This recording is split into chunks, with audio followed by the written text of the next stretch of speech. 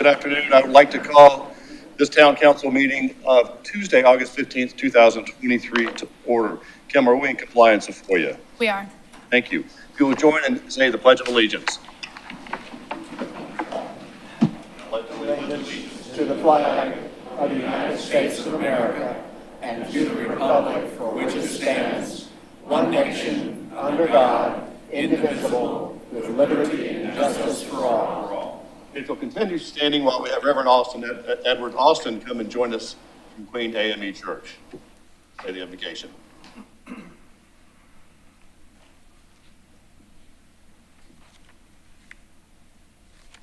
bow your heads, please. Almighty, all-wise, and loving God, thank you on behalf of all who are gathered this afternoon. Thank you for your many abundant blessings. Thank you for life itself, for the measure of health.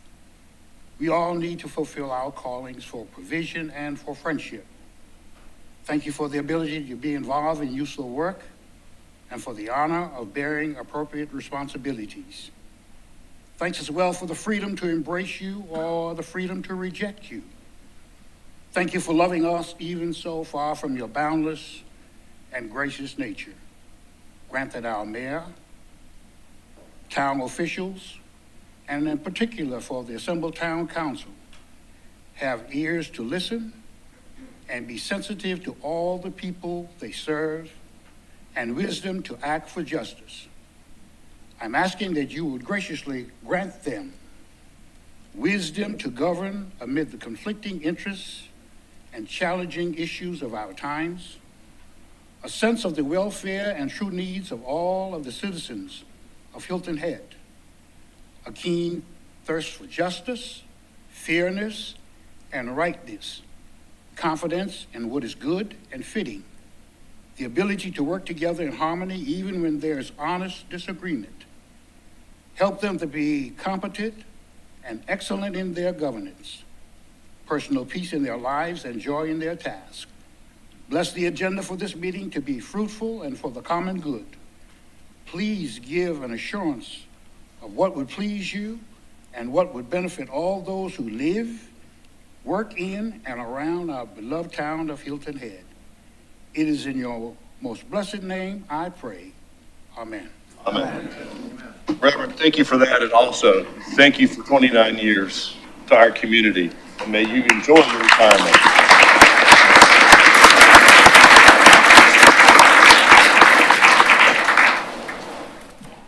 Mr. Orlando, do we have any changes on the agenda? No, sir. All right, we have a motion to accept the agenda. So moved. Second. All those in favor, raise your right hand. So moved. We've got approval of minutes from July 13th, 2023 and July 18th, 2023. We have a motion to approve. So moved. Second? Second. All those in favor, please raise your right hand. Aye. So moved. Presentations and recognitions, report of the town manager. Yes, sir. Good afternoon, Mayor, Council, members of the public. Just a real quick update here, especially for time's sake tonight. Getting closer to our upcoming celebrations on our 360-40, our 360 year, and definitely our 40 year of municipal government celebration. August 26th, a community picnic. September 16th, a community concert. Both events are free and open to the public. And between August 26th and September 16th, many tours, events, experiences are available in our community to dig deep into our history, our culture, and to celebrate our island and all the people. So a good website and landing page, hiltonheadisland360-40.org is where you can find some more information. And then last but not least, September 14 to 17, our very first Hilton Head Island Jam, a 2023 singer-songwriter festival, and that will occur on between the 14th and 17th at various venues around the island. And that website is hiltonheadislandjam.com. With that, back to you, sir. All right, thank you. So we have a proclamation, Sand Shark Week. So representatives of USCB, join me up front.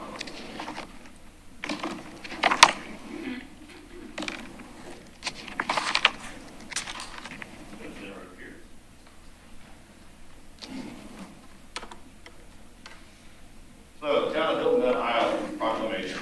Whereas the University of South Carolina Beaufort is a fully accredited, comprehensive baccalaureate institute within the University of South Carolina system.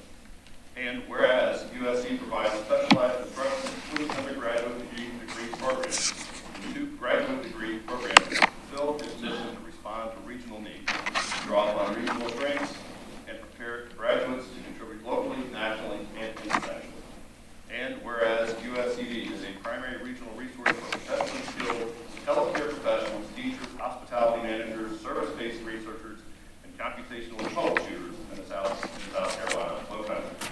And whereas USCD has a reputation for institutional prominence as a regional problem solver, catalyst for progress, and engine for economic growth.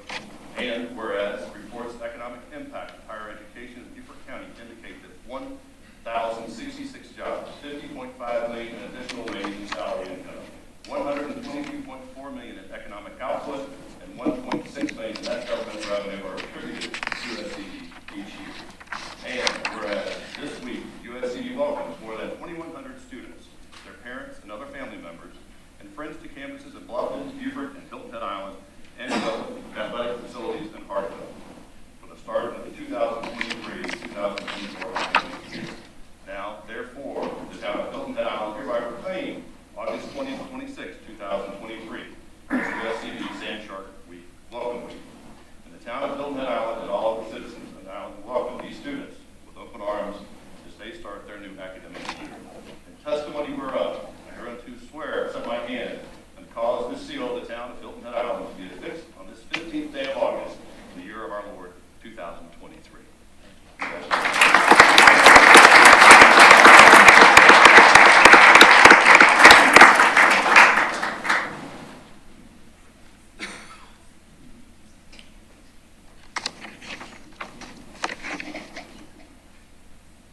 Mr. Seabold, can we have you come up and give us an update on the Public Planning Commission biannual update? Thank you. Good afternoon, Mayor Perry, Manager Orlando, members of council. Thank you for this opportunity to give you a brief update on the workings of the Planning Commission. My understanding is you have a detailed written report in your package of materials, so I'm not going to read that to you, but I'd like to just give you a summary of what we've been doing during the last 6 or 7 months. We held 6 regular meetings and 3 special meetings. No meetings were canceled. We received and accepted the annual traffic monitoring and evaluation report, reviewed the 2024 capital improvements program, and recommended to town council to approve it with one addition concerning a pathway near the Jonesville Road project. Named 5 new streets and areas of potential future development to provide more accurate locations when emergency services are needed. Reviewed a request for a text amendment to the land management ordinance for an Islanders mixed-use proposal to the Sea Pine Circle District. We forwarded that with our recommendation to the town council. Council is now considering that proposed project.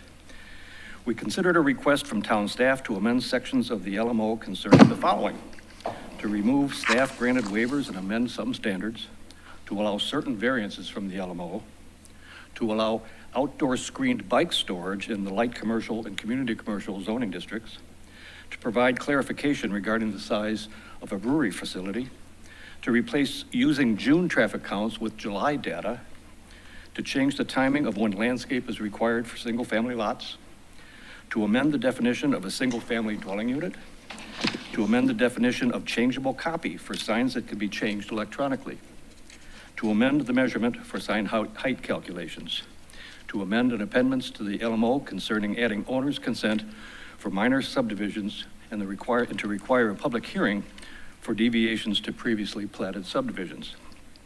All of these items were forwarded to town council with our recommendation for approval. In addition, we recently reviewed a request to revise the LMO to eliminate the allowance of divisible dwelling units, to modify the definition of single-family and multifamily dwelling units. Finally, we considered a request to add a new subsection to the LMO establishing a floor area ratio standard and parking requirements for single-family dwellings. The Planning Commission sees its role as being a helpful resource to the town And as you deliberate various projects and proposals, we hope we have helped you in that regard. If there are any questions, I'd be glad to try to answer. Any questions, council? Seeing none, thank you so much for your service. Next, Brian McElwee, Director of Public Projects and Facilities, to give us an update on the adaptive traffic signal. Good afternoon, Mayor, Council, Town Manager Orlando. So I have a brief presentation tonight, and then we're going to give you kind of an overview and a demonstration of our new cameras and the ability to access the traffic signals that Teresa is going to demonstrate for us. And before we get started, I wanted to thank Darren, Teresa, and Jim for being here tonight. So to kick started, in February, we started this adaptive traffic signal management project for 25 signalized intersections along William Hilton Parkway, Palmetto Bay Road, and Hope Avenue. This new system is going to fully replace the pre-timed system that we previously had. This includes replacement of the in-pavement wire loops that used to detect the vehicles. And so the benefit of this new system will be to allow the system to adapt in real time based on current and predicted vehicle demands. It will allow variations and changes to any accidents or unforeseen weather conditions, any unexpected heavy volume, et cetera. It also allows us the ability to monitor pedestrians and bicyclists as they come close to an intersection. It allows the signal to change to allow the pedestrian or cyclist more time to cross the intersection. And we also installed some new signals down on Pope Avenue that have motion activated and voice word messages as you cross. It'll tell you when to walk, when not to walk. You don't have to touch the button, you can wave your hand, and it'll activate those pedestrian signals. So like I said, we signed the contract with Control Technologies in February of 2023. We ordered all the required equipment, placed that order. Took a little while for it to arrive, but during that time, we're taking the existing signal timing databases and modifying those to adapt to this new signal for all 25 signal locations. We installed 26 vehicle radar detectors at each signal approach. We have 120 new thermal pedestrian detectors for all these intersections. And we also realized that the existing fiber system that we were going to use for the system to communicate with itself, we weren't able to use that due to some ownership issues and some proprietary rights with the new software we were putting in. So thanks to the help of Tommy, I don't know why this isn't turning. Yeah, so IT Director Tommy Sunday, we worked to install some new peer-to-peer radio communication so the signals could talk to each other. That's the key component of this new adaptive system. So the signals can talk to each other as they go across the island. Again, all the detectors were configured to allow the system to react this way. As I mentioned, we have remote access now into each signal controller.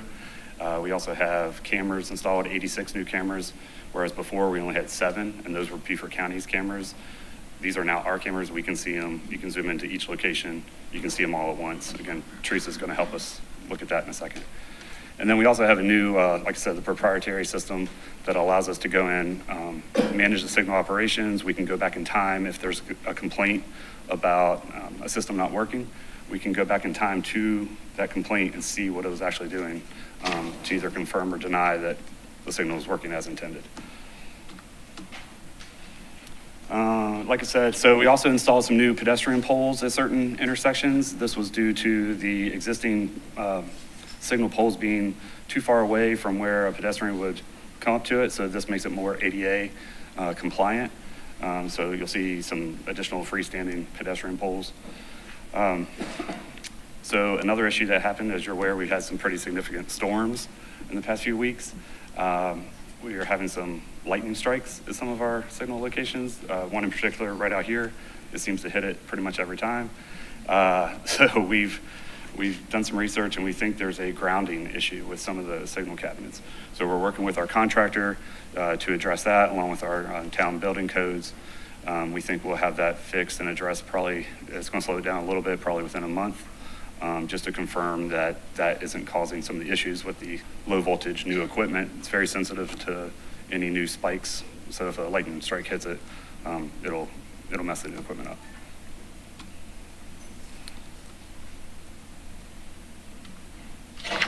So again, currently, we're working on those grounding issues. We've held off on moving forward with any more of the adaptive implementation until that's figured out. By the time we get that, probably mid-September, we think it'll take 2 weeks or so to troubleshoot the new adaptive system. We'll communicate with you all. We'll communicate with the public for when that goes live. But we're anticipating right now about late October. Again, here's kind of a breakdown of the 4 phases of the project. We've already gone through installation, that's complete. Again, testing and calibration is underway now, and we just realized that we're having some of these electrical issues at some of the older cabinets. The data collection, this is when it really starts talking to itself. It starts learning what the patterns are doing. And then, like I said, go live after that, late October, early November. So before we get into questions, I want to show you, and I want to ask Teresa to come up here. This is the capability that we have now that we did not have in the past. So she's going to walk you through a couple of the intersections and then show you what the controllers look like. So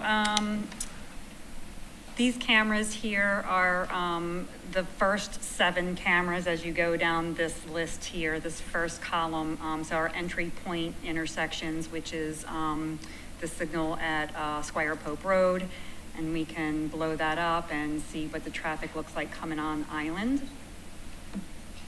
Pretty clear, huh? Mm-hmm. Off Island at Squire Pope Road, you can see it building. Of course, it's what time? 3:16.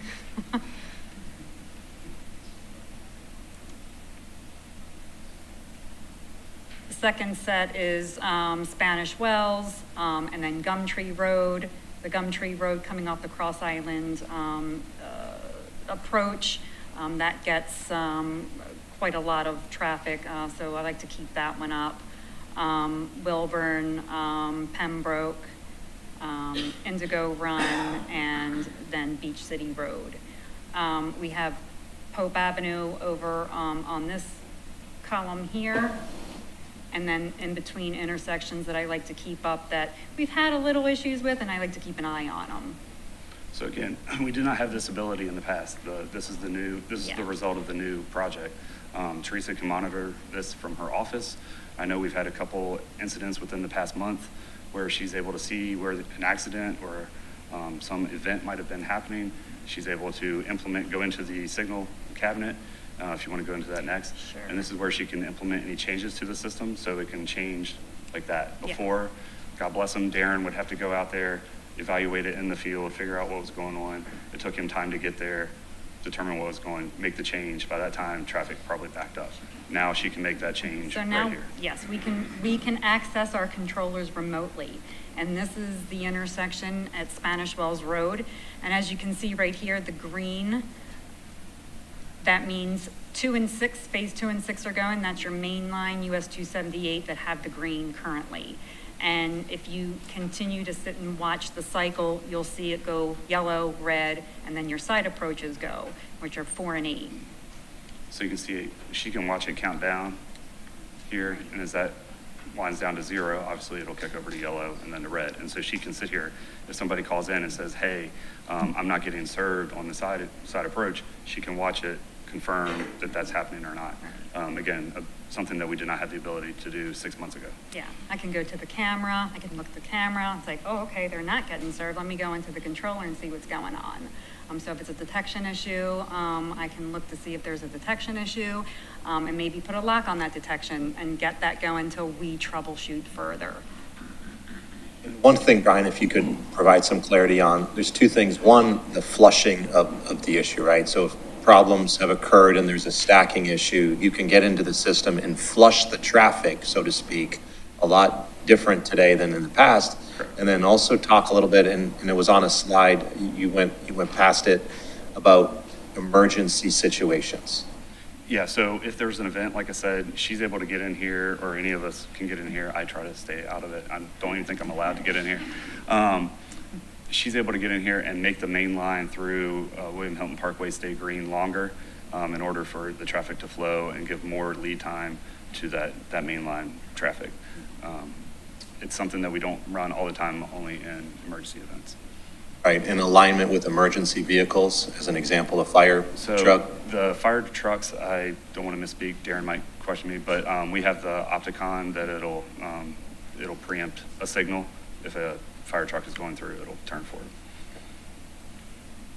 So that's kind of our brief demonstration. If you have any questions, happy to try to answer those. Questions from council? Mr. Alfred? Yes, sir. You have an office locally in which this young lady or others are spending their time watching this screen? About 2 buildings over. Yeah, she's in building D upstairs. Oh, don't tell me. All the time? Knocking on the door. Are you are monitoring it all the time? I am monitoring them, all day in the office. I also, have a laptop that I take home, and I can bring the same, software up. Yeah. And monitor from home. I also have it on my iPhone, which I can look at all the cameras on my iPhone. I don't choose to get into the controllers on my iPhone. It's a little small, but, I And- can on the laptop. But she has And the island is the only location that's being monitored out of this office? Correct. You don't even watch cartoons for, And it's on a secure server, it's on a secure site, so like we had to log into this before the meeting, so no one else can get access unless they have a pretty detailed password for it. If I could just provide some clarity, they're monitoring because we're pivoting, we're transitioning to this new system. So the monitoring of it is making sure that as we are going live with the new system, we're learning and calibrating as we go. Yeah, and we watched a lot of traffic on the weekends to see how traffic moved onto the island. It was pretty telling, and the lights were actually flowing pretty good. A lot of the stack up was happening right after the bridge around Crazy Crab, but then as you approached Squire Pope, it was actually free flowing pretty good, and we have documentation of that, screen grabs and stuff like that. is it not intended for the monitoring to continue after the, It will, but the almost around the clock, probably not. Once we know the system and once we get reports on the system starts working. Lynn? I've observed that traffic seems to be flowing better now on 278 than it did 2 or 3 weeks ago. Is that just an illusion, or is it in fact flowing better? I wish I had a definitive answer. I think the system is working. We're getting good vehicle detection now, other than the few signals that are having the electricity issues. I really can't say. Maybe we did traffic counts about a month ago. The volumes were very high. They exceeded what I was expecting, and I really wish I had a better answer. Good job, Brian. Take the compliment. Now, yeah. Second question, are the cameras available on the town website or another source to the public? No, sir, not yet. Other questions from council? Yes, sir. First of all, thank you. Been looking forward to seeing how this might work, and I think the video really is telling. I was going to choose Pope Avenue for $200 a while ago if I got to choose a column, but anyhow, I'm heartened to see this. I hope that the anecdotal sites that we're seeing are as a result of this system moving into place. I'm looking forward to the data collection when we have that ready. I appreciate that there have been issues, there always are in any kind of project, so I appreciate that. The remaining question I have is I understand that the county is installing a temporary signal system at Windmill Harbor. How, if anything, will this impact our system? And are we getting any sort of coordination to be able to coordinate that additional signal? I don't want to speak for the county, but they are aware of the system that we use. We can stay in close contact with Eric Clausen and Jared Fralix over there. They're aware of what we use. They know how they would speak together if they wanted that. But I think we would work with them in order to make it, not just mess up and go through the whole island grate and then you get to the Right. signal and it doesn't work. Yeah, so coming on the island, we only control from the Squire Pope signal on. Correct. But that goes all the way down to Pope Avenue. And going off island, the same thing, our control ends at Squire Pope intersection. Thank you. Any other comments? I had a couple questions. You made mention that there have been a couple of lightning strikes, so how readily available is replacement equipment? Yeah, so our contractors have been very good. They are seeing some issues here that they probably don't have anywhere else with the extreme weather events. I believe the vehicle detection, Smart Micro, they are working on a bunch of new equipment that will hold up more to any electrical surges. We still need to do our own work to the signal cabinet itself, but they've been extremely responsive, in my opinion, to the situation that we're facing. The last question comes to, since you have the capacity to adjust the lights, I'm certain there's got to be recommendations or guidelines through DOT that mandate the timing of those lights that you've got to get it back onto. So it's not a free-for-all that you can always change it to a green or a red when needed. No, yes. We have a base timing plan system that is currently, even with the old system, that this will fall back on. We will not make changes to that unless we see fit, and then that's a discussion with the transportation department to make any of those changes. The only thing that I would go in and change would be if there's an incident, either beyond the bridge or, at Squire Pope or the exiting intersections, that I can put that flush plan into place and kind of get things going. So with that protocol, when you're trying to flush it out, what would the restraints be that you can only keep it green for so long to let everybody else move it on the side streets?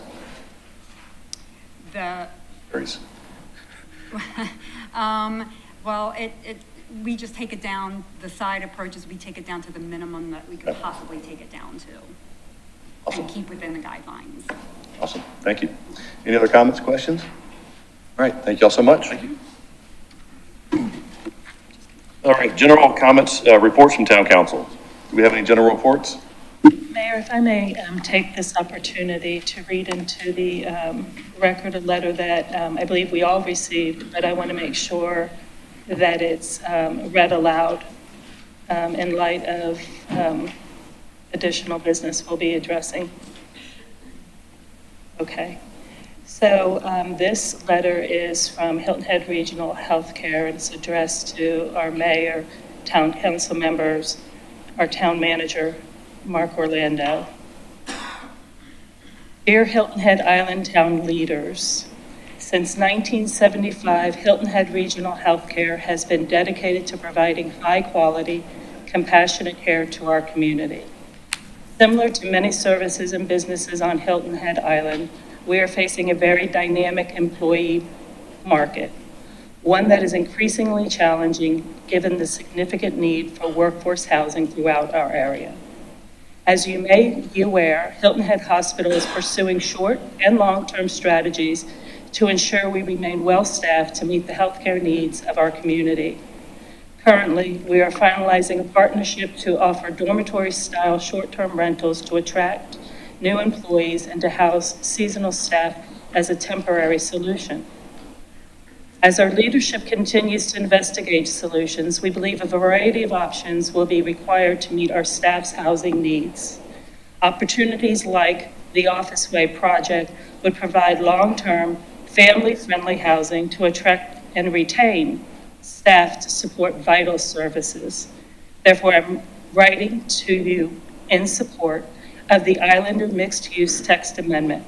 The response by the private sector in coordination with the town's ongoing efforts to meet the housing needs are vital to solving this issue.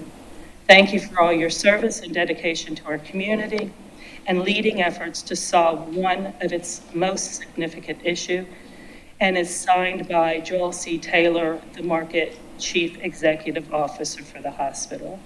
I thought it was important to read into the record the letter that we received. They do not have anyone here tonight to represent the hospital, and we all know how critically important the hospital is to this community. And we are hearing our employees, our significant entrepreneurs and leaders across the island who are begging us to do what we've promised as a number one priority and provide opportunities for service workers to be able to live and to work and to build their lives here on Hilton Head. And thank you for your attention. Thank you.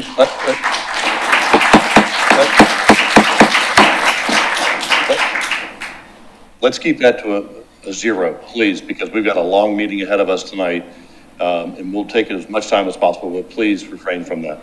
Any other comments general comments from town council? Okay, I do have one. Mr. Alfred, happy birthday. Thank you. Second.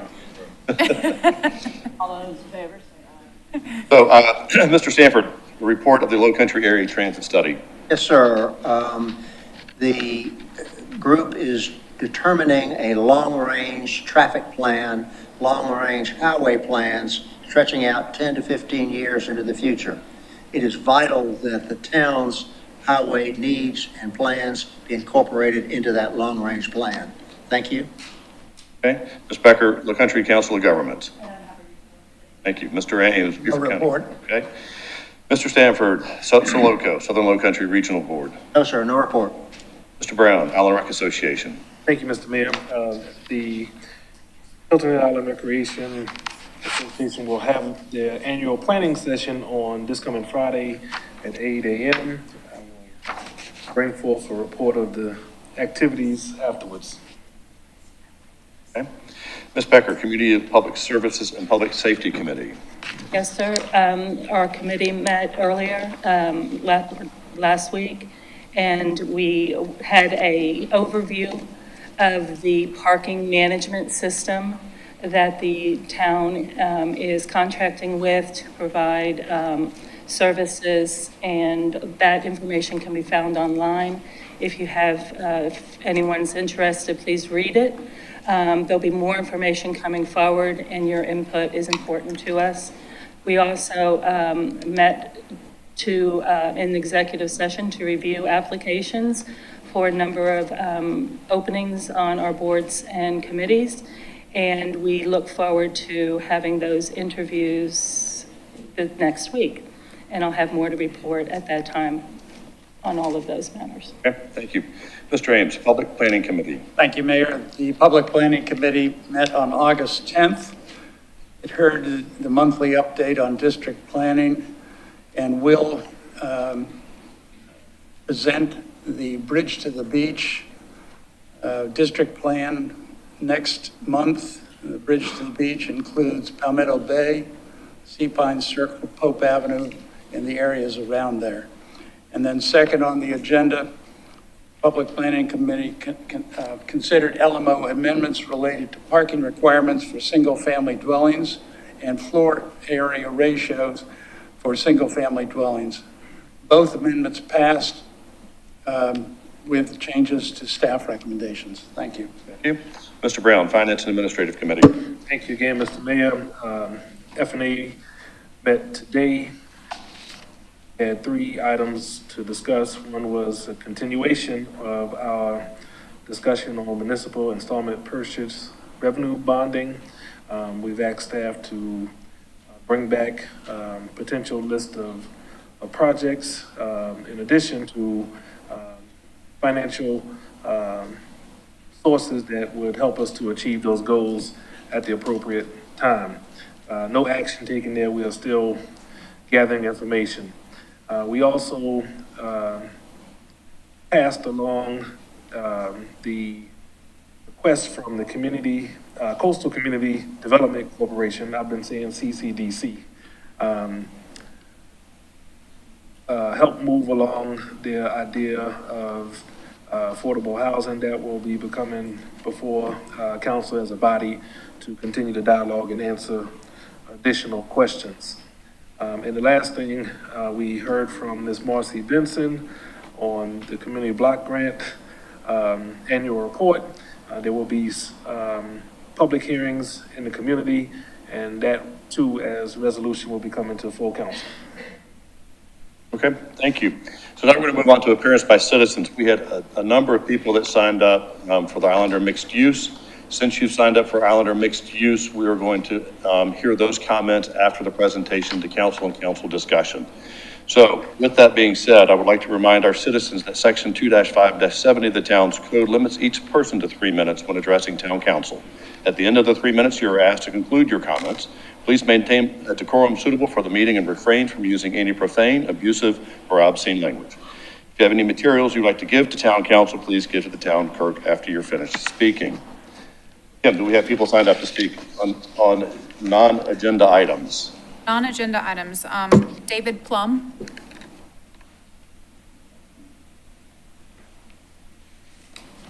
Good afternoon, council members. My name is David Plum, 10 South Forest Beach Drive in Hilton Head. And I'm the president of the Forest Beach Villas Homeowners Association. Forest Beach Villas is a condominium building in the Coligny area, and it's right next to the Low Country Celebration Park. And as you probably know, the water table in the area was significantly lowered as part of the park construction. And that resulted in we had a very beautiful lagoon with a fountain and 5 foot of water depth. And it's been turned into a mud pit since the park construction. I provided pictures previously. Hopefully you have them, but I have copies here if anybody would like to see them, before and after pictures. And when this happened, initially the town had told us not to worry that the water table would come back. But when they realized the water table wasn't going to come back, they told us that in an effort to be a good neighbor, they would provide us with funding to return our lagoon to the state it was prior to the park construction, as long as we were willing to sign a hold harmless agreement. And we were provided hold harmless agreements in 2021 and 2022, and both of those agreements only applied to the water level in our lagoon, which meant that we couldn't go back to the town for more money if our restoration plan didn't work. The town also suggested at the time that we hire our own engineer for the restoration, which they said they would reimburse us for. So everything's fine so far. In April of this year, you offered us $20,000, and although that was less than a third of the actual restoration cost from our engineer, we agreed to accept it in order to avoid a drawn-out legal process. But now you're asking us to sign a new hold harmless agreement that we need to sign before we can get the $20,000. This new agreement would have us give up all rights in the event that any of the park construction hold harmless agreement that we've been asked to sign. We can't sign away our rights to things that might happen, that we might find out about in the future.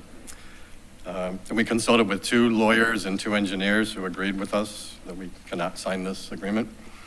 And I respectfully ask that you follow through with your commitment to be a good neighbor by reverting back to the original language in the agreement that was limited to the degradation of our lagoons only. And in making your decision, I ask that you also keep in mind that we've already spent $7,000 on the civil engineer's restoration plan. Thank you, Mr. Long. Kimberly, next. Next, Lee Wilwerding.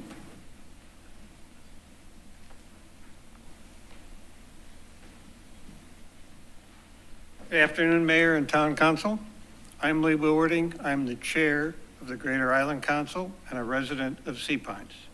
When I was last here on the 6th of June of 23, 2 erroneous statements were made about the GIC by audience members and the dais following my presentation that in this format could not be corrected at the time. The first of these, that the GIC had no right to present a resolution, only the town council could. According to Merriam-Webster, a resolution is a formal expression of opinion, will, or intent voted by an official body or an assembled group. We presented the GIC's opinion that we had voted on, and so it was an expression of the group and not an individual's character, which were characteristic of the various other presentations that evening. The town council, in turn, has the right to ignore it or to acknowledge it. The second issue was an accusation that as a 501c3, the Greater Island Council was in violation of IRS rules when we advocated with our resolution for a specific action by the council. This statement was made by an audience member and repeated from the dais. These statements were both incorrect. The Greater Island Council is not now and never has been a 501c3. We would not qualify as an advocacy organization for that classification. We are, however, a 501c4 and have been since 1991. And as a 501c4, we can by IRS rules, engage in attempts to influence legislation. Thank you, Mayor and Town Council. Thank you very much. Kim, next. Skip Hoagland.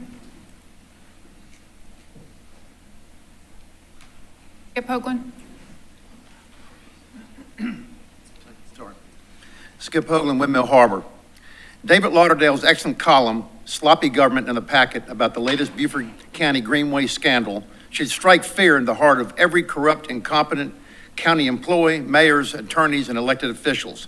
We all know what corruption is: insider dealings, bribery, quid pro quo, nepotism, pay to play, kickbacks, and more. Now's the time during this wholly self-inflicted county disgrace to speak up on the issue.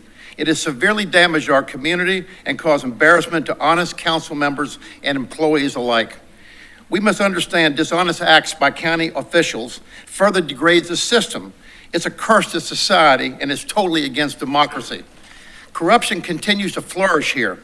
Weak law enforcement, lack of accountability have created an environment where this behavior has gone unpunished.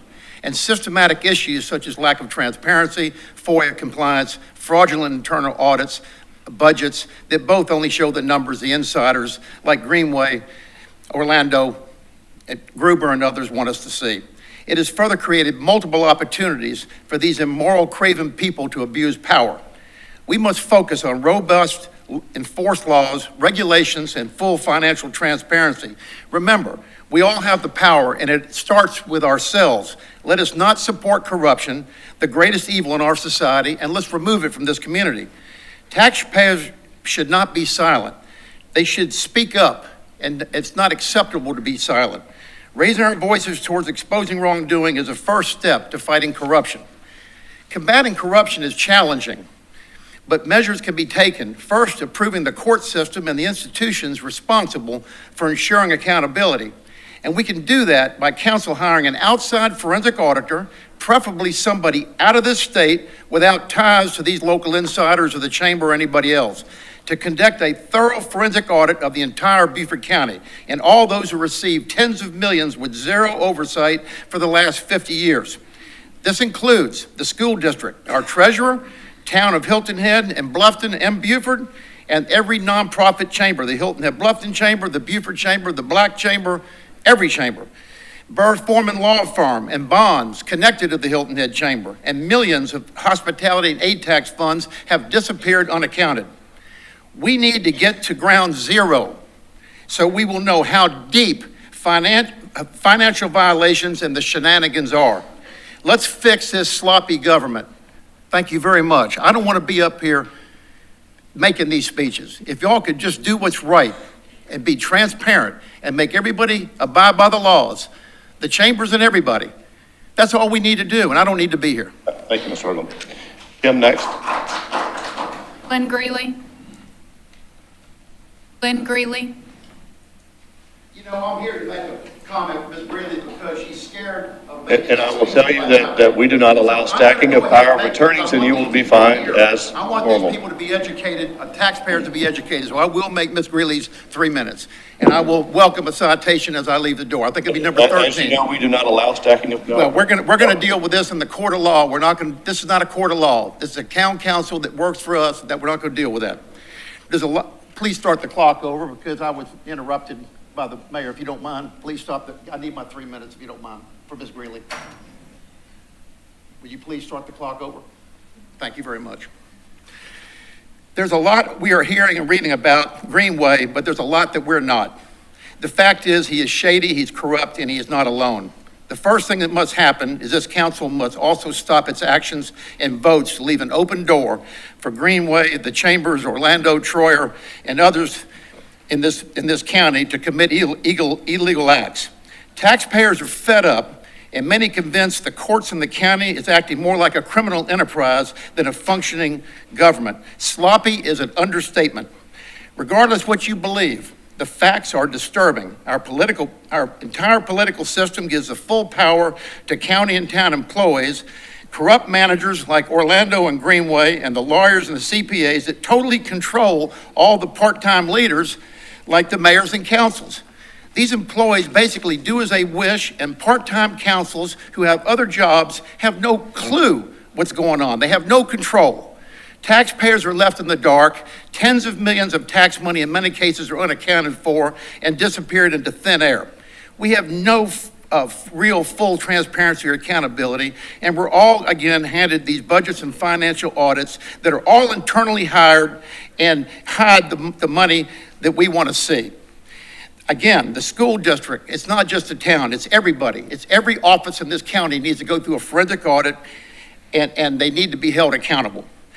Today, I'm here not to ask, but demand on behalf of every taxpayer, all our councils in Beaufort, Hilton Head, and Bluffton take back control of our finances. So it's so easy to do, and the added audit cost is a piddly amount to stop all the illegal issue and use of tax funds that we're experiencing.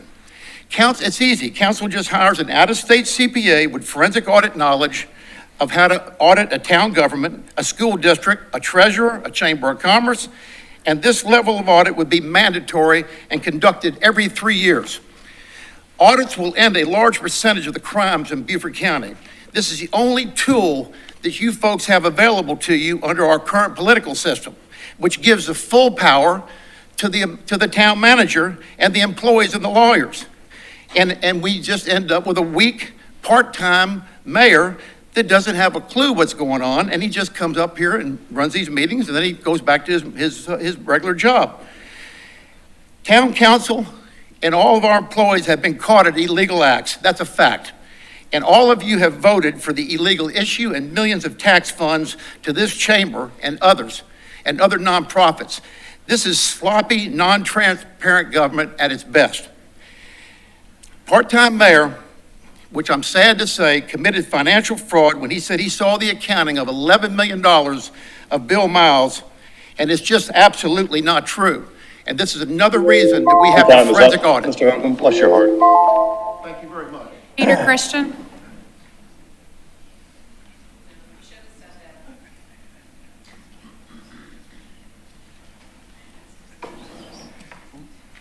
Good afternoon, Mr. Mayor, members of the council, town manager. First of all, you're doing a great job, and I really appreciate the work that you do. And there's no way that you're any part of a part-time anything. All of you I know put in full-time hours, including the mayor. I have two things I need to discuss with you. As you may know, I am on the Green Space Advisory Committee at the county council level, and we just sent enabling legislation for a first reading to the county council yesterday, which I believe it passed first reading. It has to go through 2 more readings. I would hope that the town is going to take advantage of that program. We're looking to implement it and look at applications starting in the 4th quarter of this year if everything goes according to schedule. So we look forward to working with you on that. Second thing, I apologize, I have to leave and I will not be here for your discussion on the workforce housing issue. I want to speak in favor of that. I also want to make a comment that we not be greedy. We have put together, the town council and the planning commission, several pieces of land management ordinance to attract developers to develop properties on Hilton Head. Many of them have failed because it lacked the economic incentive for the developer.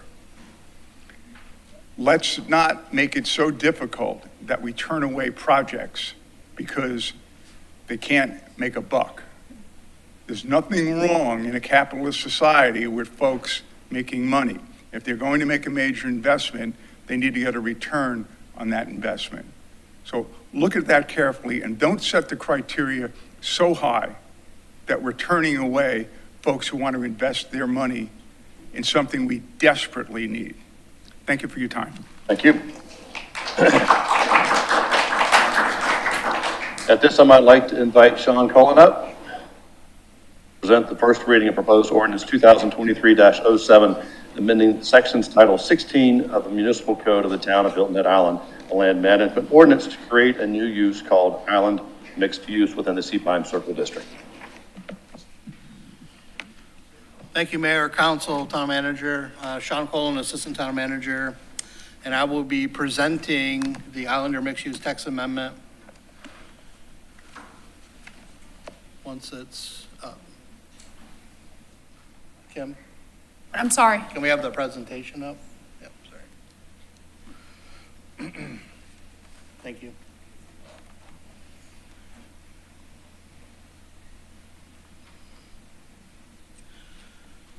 This has been before you before. I'm going to go through just a brief history of the public process this has gone through. Remind those folks in attendance or watching what we covered briefly on the 18th of July, and then focus on the amended motion, or the amendments that council asked for and the responses from the applicant, and to go through some additional analysis based on information that was requested at the last meeting. All right, so the recommendation is to review and consider an ordinance just to amend the LMO. If council chooses not to support it, there's a resolution also in the packet should you choose to deny it. The request came in from Josh Tiller, representing the applicant for this text amendment. It modifies language in a few sections of code, and they're listed here before. But in essence, it creates a new use within the Sea Pine Circle District. And it's a new use that has use conditions. So there's some qualifying criteria in order to be able to take advantage of that use. And I'll go through the information as we go through the presentation to give you more detail. A reminder of the public process that this has gone through. We received the initial request a little over a year ago. There was some discussion last August with the Planning Commission. It went through 2 meetings of the LMO committee, then back to Planning Commission, a couple meetings with the Public Planning Committee, and then to Town Council on July 18th. At your meeting last month, you voted to approve the text amendment, but with subject to some further amendments, and I'm going to cover those now. The amendments that were offered, requested by Town Council at the last meeting were the following: to include a 4-bedroom per dwelling unit maximum, consistent with what the staff had recommended, and it come out of Planning Commission. Clarification of the definition related to functional open space, which was outlined as 10% open space under this Islander mixed use that isn't required for other uses in the district. Increase the workforce housing standard to 20%. The draft that was before it on the 18th had a 15% provision, so increase to 20%. To qualify it using 90% of the area median income rather than the 120 that was offered, 130 that was offered in the initial draft. And that the term for the workforce housing provision be extended to 20 years rather than 10, which was included. There was also an amendment that asked for the shared parking utilization only remain in place as long as the education use remained in operation. And so that's the 4th amendment. There was an additional amendment that was added in an amended motion to add that workforce. The intent of this amendment, or moving this amendment forward, was to provide workforce, and that if the property sold, it would not revert back to just an apartment complex. So that's the feedback we received from Town Council as part of their motion to advance this. And then we provided that information in writing to the applicant, and I'm going to go through the responses from the applicant before we move on into the draft versions and the analysis. So the first recommendation, the applicant agreed with the 4-bedroom per dwelling unit limitation, or max 4 bedrooms per dwelling unit provision. We did make some clarification to the definition around functional open space that was acceptable, to make sure that it was outdoor open space and it wasn't including indoor lobby space and other things. I mean, we talk about open space, it really should be open and outdoor. So we made that provision, and so 1 and 2 were addressed. The response to the increase to 20% at 90% of the AMI for 20 years was not accepted. The response was to maintain the 15% allocation for the workforce units to maintain the area median income as published by HUD for Beaufort County annually at 130%, and that the provision and term of the workforce housing would be 10 years, not, which does not match the 20 that town council had matched. And there was no response in addressing the provision that the shared parking agreement would expire if the educational use expired. It would remain as long as the property is an education use, and there's a limitation of 75 parking spaces on that. And our shared parking provision allows up to 50% of parking through a shared parking agreement. The final one, the applicant did not address the amended motion, which was the intent, purpose and intent statement that this would not revert back. Once the education use, it wouldn't revert back to just an apartment complex after the workforce housing provision expired. The text amendment, the applicant's submittal did include some additional information. Some of it's consistent with what you received in your packet. We did include all of the materials that were sent for your July 18th meeting. So you had a list of robust information, one of the longest packets that I've been involved with. But it has all that background information. I'm not going to cover a lot of that and repeat what happened last month, but to focus on the differences between the town council request and the applicant response. We did receive an amended response on August 10th, which we've included in here, and I'll move forward to address each one of these areas where there's some where the differences are and the differentiation between the two versions as you consider these moving forward. So these next two slides are going to cover a summary of the text amendment request as outlined by town council at the meeting last month. Okay? The only real changes in what I call the definition or defining elements relate to the defined term for Islander mixed use. Because there's a workforce housing requirement, the mixed use here is workforce housing and another use described, whether it's commercial services or some combination thereof.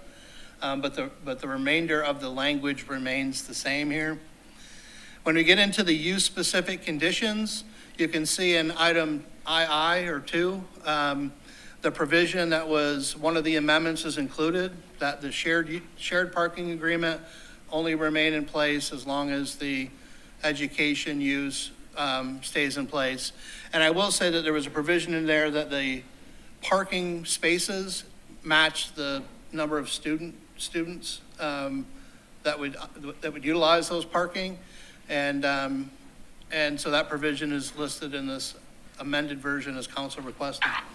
When you go down to item number V or 5, it reflects the 20% that town council had asked for, along with the 90% AMI based on the Beaufort County, the HUD document that they update for Beaufort County every year. And that the agreement remain in place for a minimum of 20 years. You can see on item 9 down here that we've added the word outdoor to make sure that it's functional open space and not internal. And that item 11 here is that 4-unit or 4-bedroom per dwelling unit maximum. So these two slides summarize the changes that were outlined by town council. And the next two slides would be the outline based on the applicant's responses. So again, the same change to this first item, a definition of Islanders mixed use. But we would need to modify our workforce housing definition because of the reference in the text. The housing that is affordable between 60 and 130% based on their response. It doesn't impact the programs we have in place that are at 60 to 80 or 80 to 100. But it would need to be modified in our definition. And then in the use-specific conditions, again, in number 2, there is an agreement that the shared parking agreement goes as long as the education property is used for education use. But there's a provision that's being added in there to limit it at 75 spaces rather than the correlation to the number of student spaces. You can see in item 5, the 15% remains as originally drafted. And the AMI is back to 130% of the HUD published AMI for Beaufort County, that it's a 10-year term as originally drafted. And then there is a change at at number 11 here that it does provide the maximum 4-bedroom per dwelling unit maximum. So those are the kind of the basic adjustments based on the council action and the applicant response. We provided this purpose, Sea Pine Circle District purpose in your last presentation. I'm not going to cover too much of it. I mean, I think it outlines a sort of a mixed use opportunity in the Sea Pine Circle District to mix different uses and activities throughout the day. I do want to remind council the list of all of the different types of uses that are allowed in the Sea Pine Circle district, and you can see them all listed, different types of residential, public and civic, a lot of commercial. It's a pretty eclectic district with retail, with shopping center, with restaurants, with office space. And so there's all of these that are entitled by right within that district already today. We went through an analysis to do a comparison between Islanders mixed use and to kind of reduce it down to somewhere where there were some differences. The definition between Islander mixed use and regular mixed use is roughly the same. There are the use-specific conditions, which have the location requirement, the workforce component, and the bedroom maximum. And there's a lot of uses permitted by right and special exceptions, and these summarize the ones that were on the previous page. So based on the information presented on July 18th, there were some additional items brought up for evaluation, assessment, and to come back to town council with some additional information for you to factor into your decision making. They involve the area median income, Islander mixed use amendments of the area affected by the amended district, traffic congestion, impacts and density. And so I'm going to run through some of that now. So we've included an updated table to show both items highlighted. One was the 130% AMI that the applicant submitted and has responded to maintain that level of that target, or to not exceed 130% AMI. And you can see where that is versus the 90%, which was recommended by town council last month. You know, for a family of 4, between 90 and 130, you're looking at about 44,500 difference in the income there. So just a comparative here between those two targets that were identified by council and then response from the applicant. We also included an affordable rent based on that area median income to give you an idea of what those those targeted rents might be at 90 or 130% based on household sizes of 1, 2, and 3. And you can see that on the screen here for comparative purposes. So we were asked to look at the area that was impacted. I'm going to cover a little bit on the points on the left, and there's a blown up map on the next side, but there's a requirement that it has to be within 500 feet of a education use.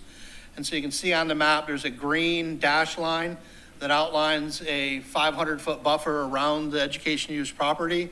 And all of those that are highlighted in what's called bubble gum, or this pinkish, that have the labels on owners' names, are those that are within that 500-foot distance. There's 23 total. Those include the applicant's parcels, and according to our records, there are 6 within that geography, so it's 17 beyond the applicant's parcel that are shown here in pink. And you can see we've identified the ownership based on the owner of record and labeled that map, and it's blown up here a little bit better. I don't know if there's any questions on this. I'd be happy to take them while I have the map up and this location criteria, if I need to explain any more of that. Move on. So just a quick question, for clarity, where the green dotted line goes around and touches the bubble gum. Because that green line is touching that area, it means that it's able would be able to take advantage of the proposed amendment. Correct. If the 500 feet from the nearest point of the USCB property line to the nearest point of another property in Sea Pine Circle District is 500 feet or less, then that property would be eligible to take advantage of the Islander mixed use conditional use. And that 500 feet radius is there because? Well, there was a location requirement submitted by the applicant to try to narrow to try to focus the use of, and the provision for student housing to an education use, and I believe to help narrow the area of impact within that district. You saw on the previous slide, there's 76 properties within the Sea Pine Circle District, and so this creates a subset of only 23 properties within the Sea Pine Circle District that could take advantage of the conditional use. Sorry, Mayor, to follow up question that. So if the green line passes through part of the property, would it be only that part of the property within the green line that could be used for that purpose? Or is it the whole property? Not currently as drafted. If you're within 500 feet and you have 1 foot, you're 499 feet and 1 foot of your property, that would qualify you to and be eligible for this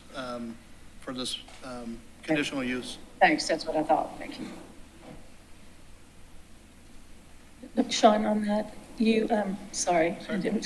On Patsy's question, you answered saying that not as it's currently drafted. Is there a way to make it a majority of, is there a way to refine that? Well, so we're talking about text amendments, and so, at the direction of council, we can evaluate anything.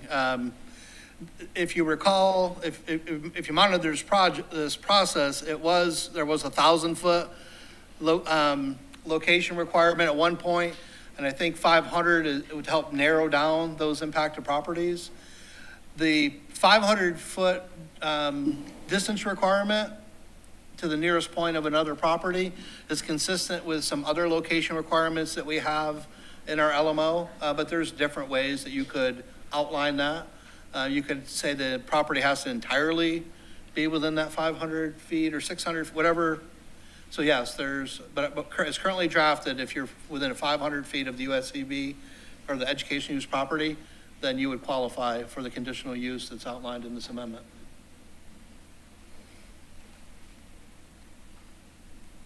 Good there?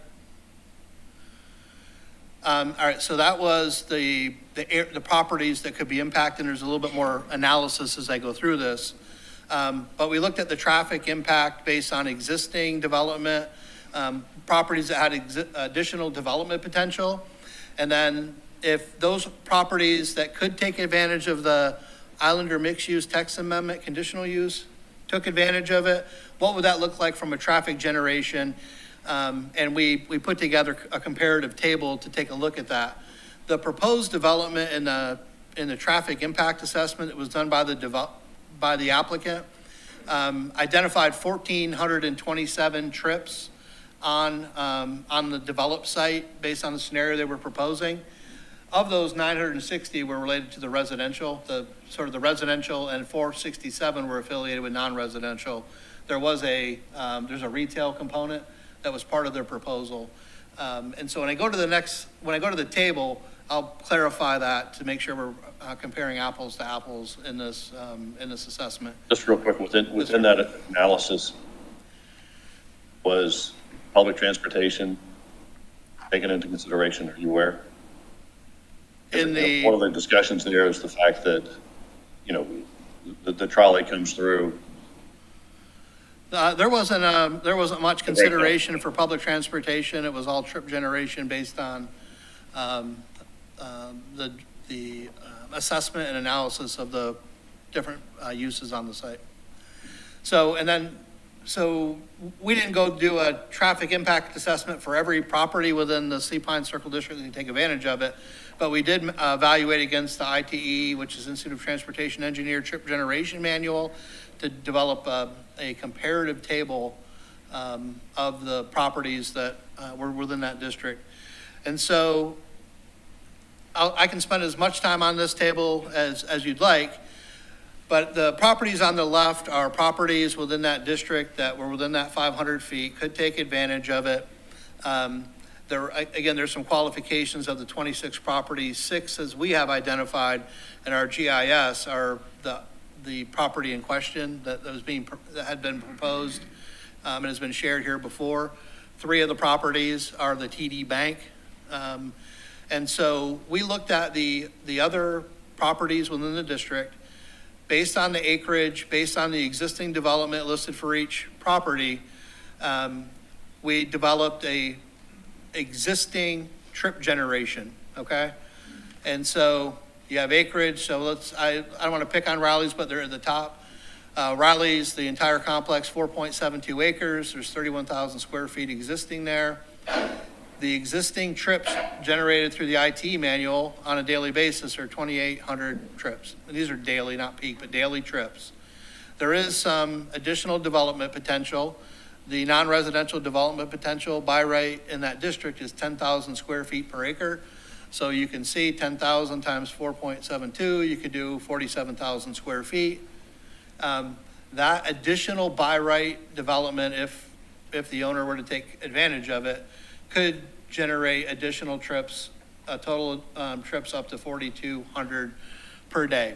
Now, I want to say that I didn't play the doom and gloom game here. The uses that were on the properties, if there was additional capacity, I assumed that it would be a similar use to what was already there. I didn't say we're going to make these all high volume retail or turnover fast food, because those trips would be inflated significantly.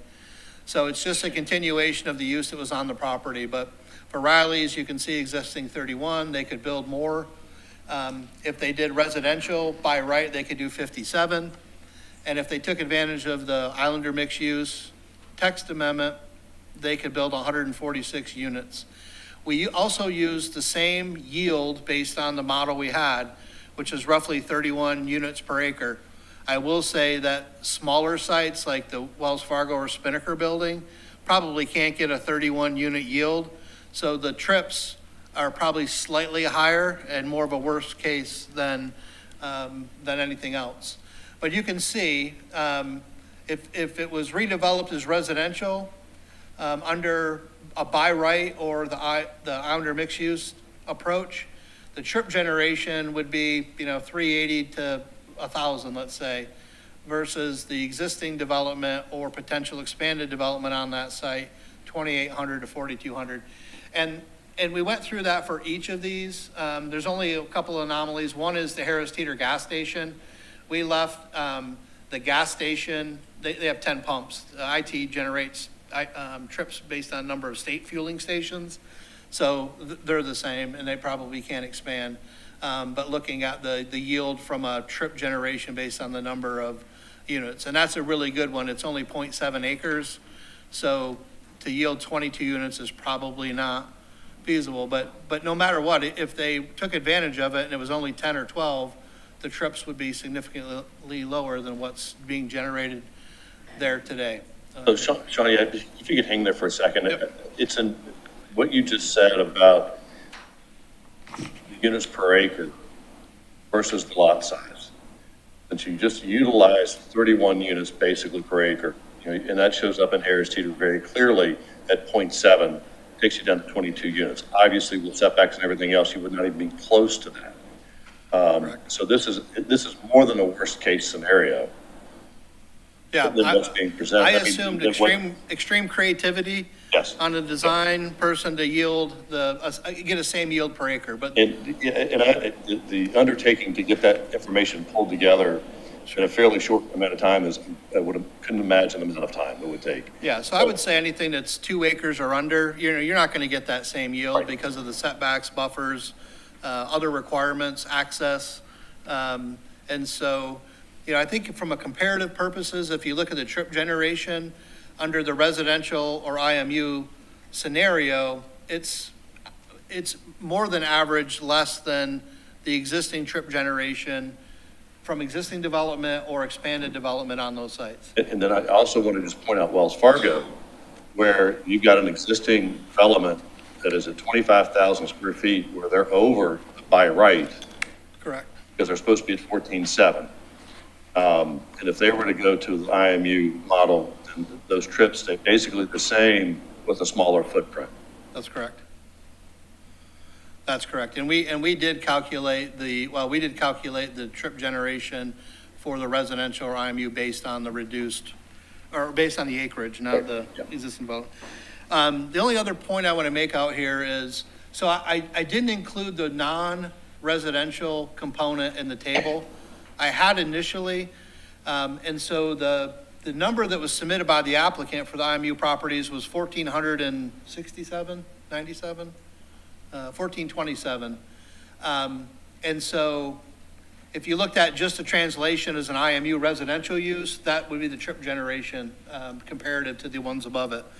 And I also did the ITE calculation. So if the 4.34 acres of the IMU properties were developed for retail or specialty retail, the trips would be between 1863 and 1923. So if it was developed as a different use, then the trip generation rate is likely higher based on the entitlements within that district. So when you did the ITE on the IMU, since there's so many different potential uses for that site, which one did you choose?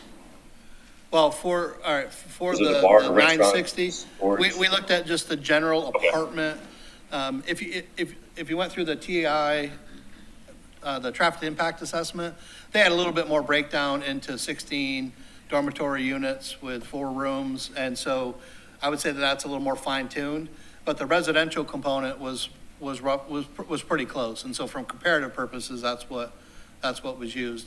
But then I looked at that property and said, if it was developed, I mean, if you look at the Harris Teeter, well, it's twice as large, but if you look at some of the other uses here, retail, office, specialty retail, restaurant, the trip generation was higher than the by right residential or the IMU trip generation. And in both of the scenarios I mentioned, it was even higher than if you factored in the non-residential component of that 1427 daily trips that was submitted as part of the packet. Mr. Cohen, I think I recall reading in the materials someplace that you said something like 6 parcels could not have any further development. Could you clarify what that means, please? That's a great point. And so if you look at the existing development square footage and then the by right, where the by right is less than the existing, so Wells Fargo, because the density for non-residential is 10,000 square feet per acre and they're 1.47 acres, by right, they're entitled to 14,700 square feet, but they're built at 25,000 square feet. So they're legally non-conforming from a density standpoint. So if they were to redevelop the site, they would have some limitations that they wouldn't be allowed to expand the development, and a complete redevelopment likely have to come back into compliance with the density allowed by the district, not what's existing. And so if you look at it, wherever this column is less, so Wells Fargo, Spinnaker, the PNC, and the TD Bank are all over their density allocation by right. So they're all legally non-conforming from a density standpoint. So does that mean they can't expand or do anything? They cannot expand anymore. That's correct, sir. And if it was rebuilt, it'd have to be smaller.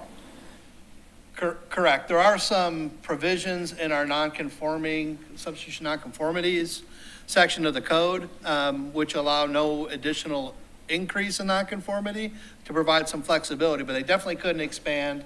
And if they were to tear down and redo, it would require meeting the flood code and the requirements outlined in the district. Yes, sir. Thank you. I'm sorry, anything else on that table? I said I'll spend as long as you want. It was looked like 12 minutes. How's that? Good. Good information. So again, 23 properties within the area were analyzed. You jumped ahead of me, Councilman Alford. This was on the next slide. But those properties are listed there, the ones that are over density and could not take advantage of additional development. They don't have any additional development capacity. We did include in there, right, the residential by right is 12 units per acre.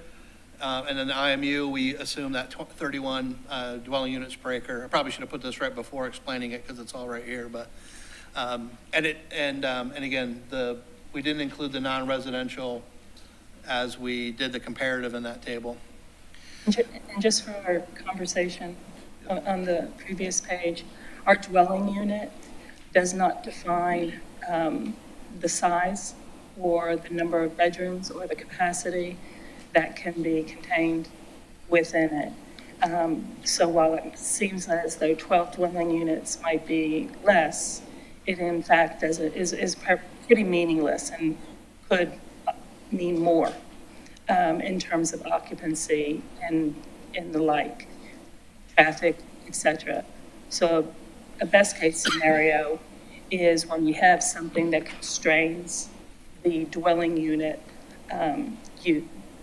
use. And when you refer to 4 bedrooms maximum, as this text amendment does, it indeed does constrain the size and the capacity, along with other factors, where what sits now as a by right use does not. That's correct. There's no bedroom limitation. There's no square footage limitation for a dwelling. We've talked about, it could be a 500 square foot or 5,000 square foot unit, and it qualifies as a dwelling unit. Just want to make sure that's understood by everybody, that this text amendment constrains the building application that can take effect here. Correct. And I think, I think the design standards of the site, height, setback, buffers, open space, parking, all limit development on sites in both scenarios. But you're right, under the current code, we don't have a 4-bedroom limitation in a unit, where under this amended use within this district, it does include that. Thank you. And everyone keeps getting one slide ahead of me, but so just for comparative purposes, we did look at there were some scenarios that were submitted by the applicant. I want to make sure that council understands that this is a text amendment on the district from a policy standpoint, not a project approval.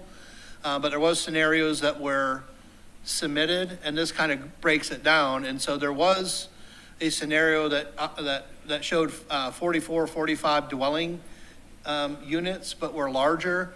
There wasn't a cap on bedrooms on the first one, but they looked at 440 beds in 45 units, so that would be 10 beds. I don't know if it's 10 bedrooms, but it would be 10 beds in that scenario, versus what has been refined a little bit in the Islander mixed-use development.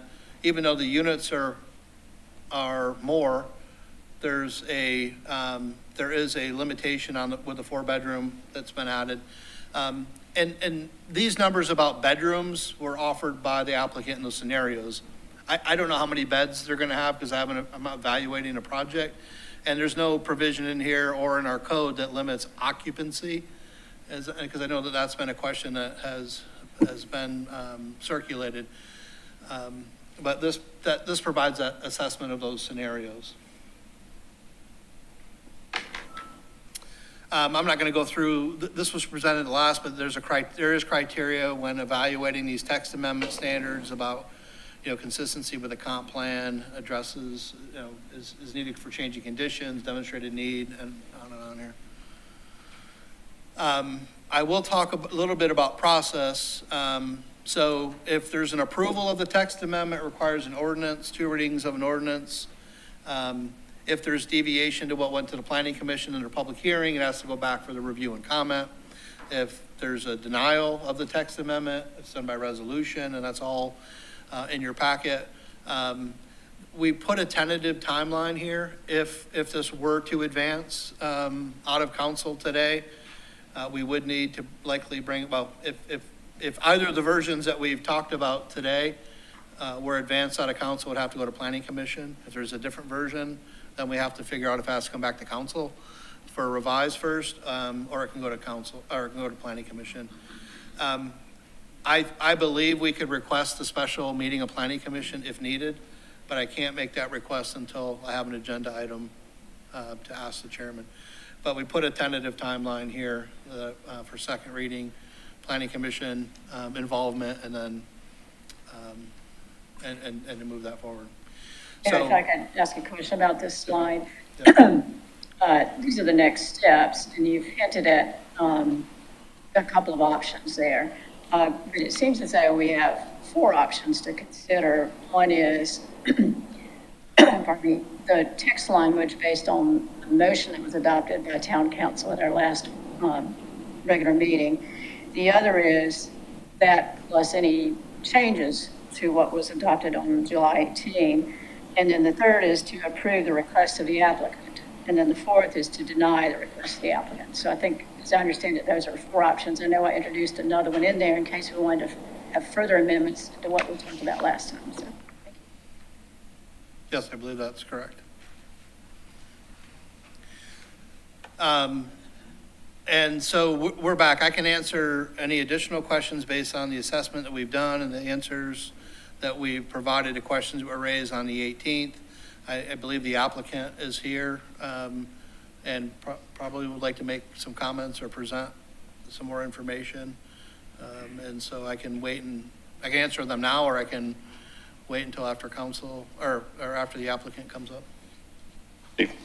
Mr. Cullen, you raised before a question related to the surrounding properties and said that if 1 foot of those properties are within that 500-foot range, and the entire property is considered eligible to participate in the new zoning. May I ask you and Mr. Coltrane if we change that to say some percentage, which I don't know would be appropriate right now, but say 25% of the properties must be within the 500-foot region.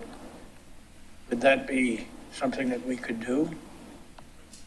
Mr. Coltrane, do you want to answer that?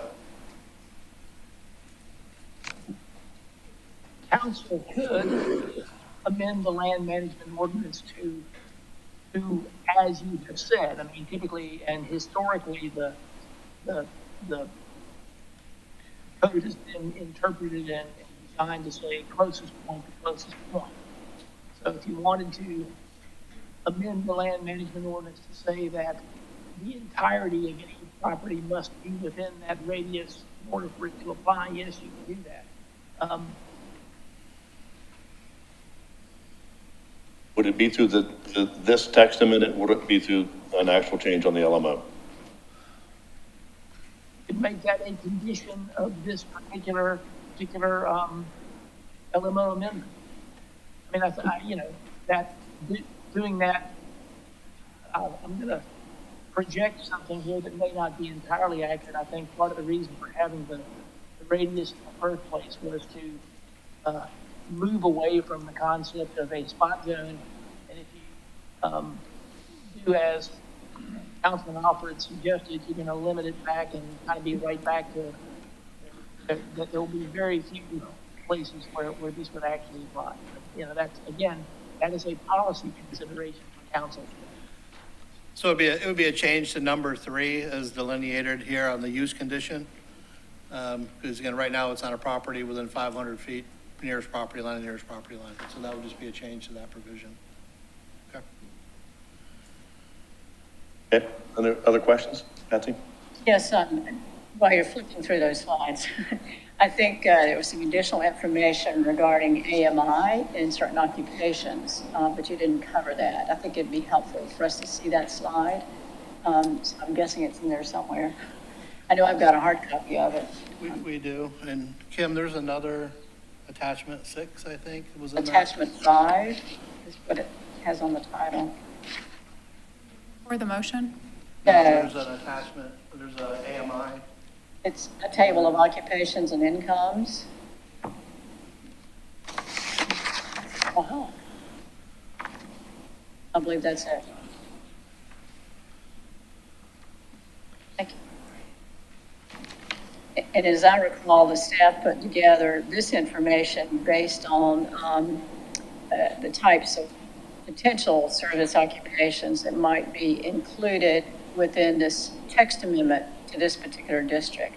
Protective service occupations such as lifeguards, ski patrol, recreational protective service workers, and then lumping together food preparation, serving related occupations, and then separately retail salesperson, cashiers, and some other ones.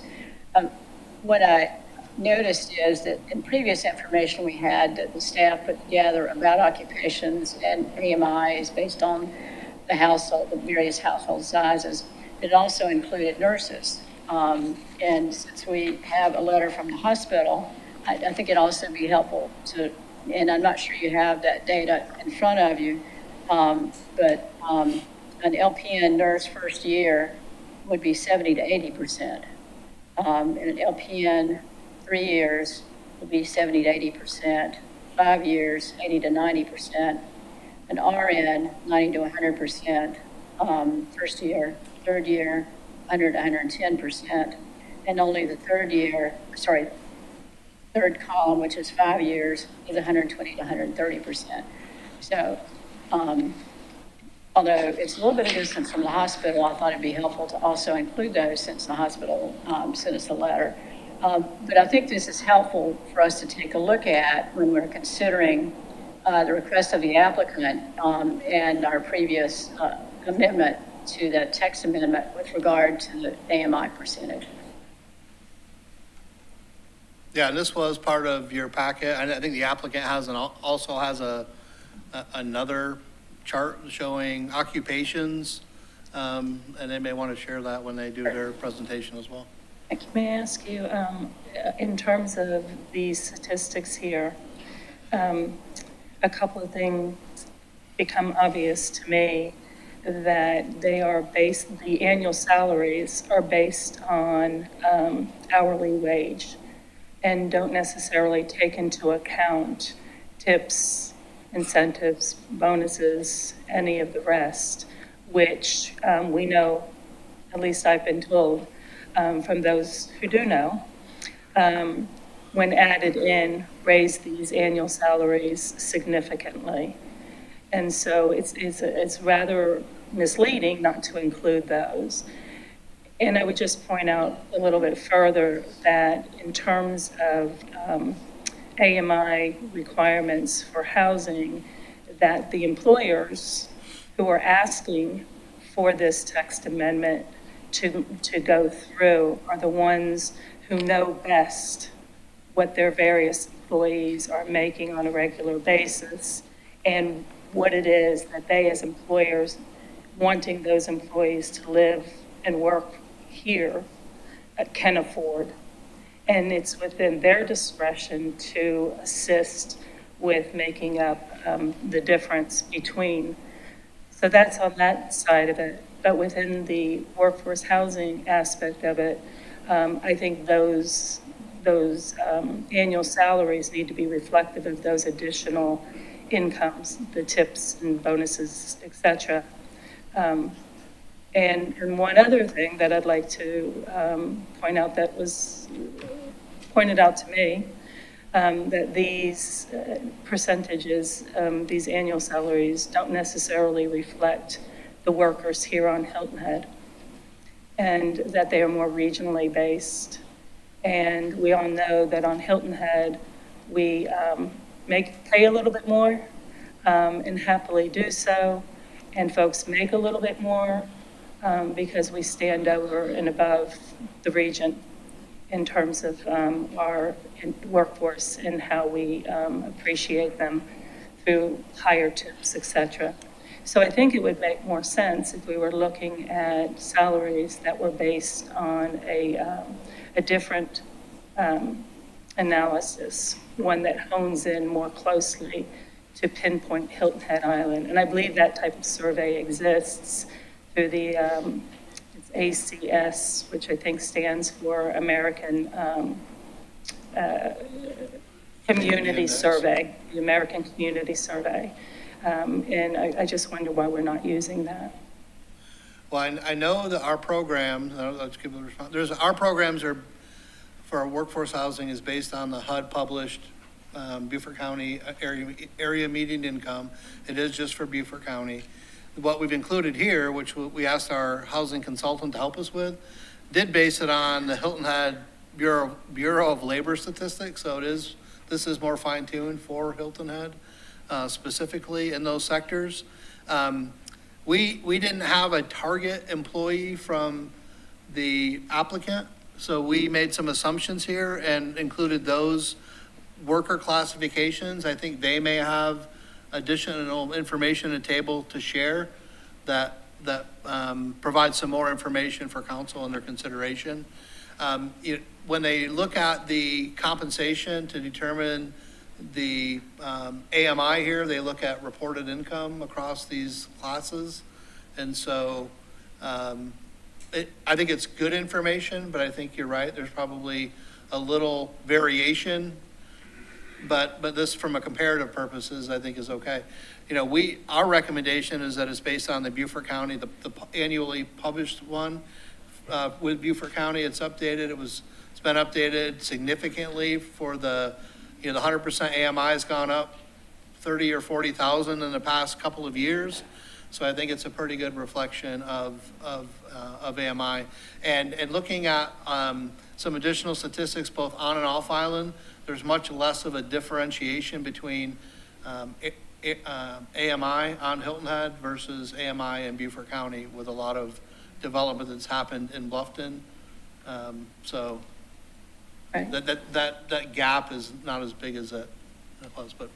I think the comment that Patsy referred to, and thank you, Patsy, for having that information with regard to nurses, which we know are in critical need here on the island across the board, not just at the hospital, but in our healthcare offices as well, reflects a need for a higher AMI And I apologize for not having that in the presentation. I know we have it in the volume of work that's been put together on this. I'm sure I don't have it. I don't want to leave anyone out. And so those higher level income earners, as they're just beginning their professions, I'm thrilled for them. But I would like for them to be able to have an opportunity to take part. Glenn. Understood. This is presented to us as providing worker housing. To my knowledge, there is no AMI restriction having to do with potential residents of these units other than the dormitory units and those that are designated as workforce housing. Is that correct? That is correct, sir. So there's no limitation on income there? No, the dormitory ones cannot count in the 15 or 20% proposed, but the 15 or 20% would either have to meet the 90 as proposed by council or the 130, and that would be the limitation. And it's based on the HUD AMI, not the Bureau of Labor Statistics. But my point is, Yes, the units that were not in those two categories, it's another, I think, 92 units. There's no AMI restriction on those. that's correct. Okay, There'd be thank you. market rate. John, I just want to say that, looking at these numbers, I look at a bartender and it's indicated they're making $24,000 a year. I don't know where they're getting these numbers from. And, I look at even food servers at $23,000 a year. I know an 18-year-old kid that made $40,000 running food. And, I look at cooks, fast food, and they're always advertising $15 an hour. So it really, just based off what I've seen, I've got to question and I'm not questioning you by any means, but where they're getting their information from, whether it's, well, where they're getting their information from, it's not accurate, in my opinion. This is one reason I didn't put this in the presentation. I mean, Yeah. these are the numbers that come right from that source, and so it's there more for comparative purposes. And I think the applicant can.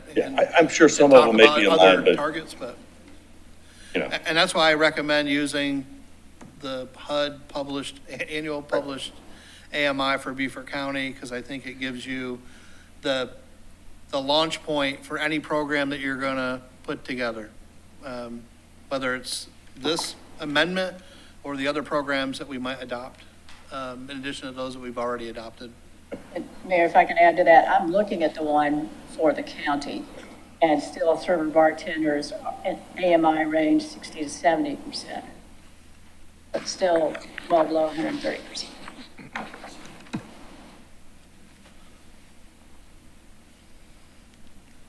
Any other question about this table that didn't really provide a lot of use? I don't know if this is, and it's not related to the table, but it is based on some information that was brought up during the Finance and Administrative meeting today, where there's another good effort at trying to create workforce housing opportunities. And within that, which requires public dollars to be spent, their highest AMI is 150%. So, not sure where that fits in necessarily, but I think it's a good piece of information. okay.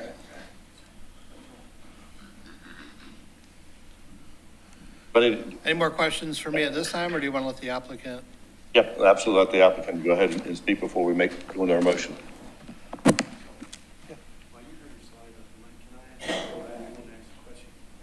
On the table ahead of? Yeah, that you have, until we get into it. I'd like to go back to the analysis one. That one, or? Mr. Mayor, can I ask a question before we go to our presentation about his? Well, once y'all get up here, y'all, But I want to refer to his. Mhm. Okay.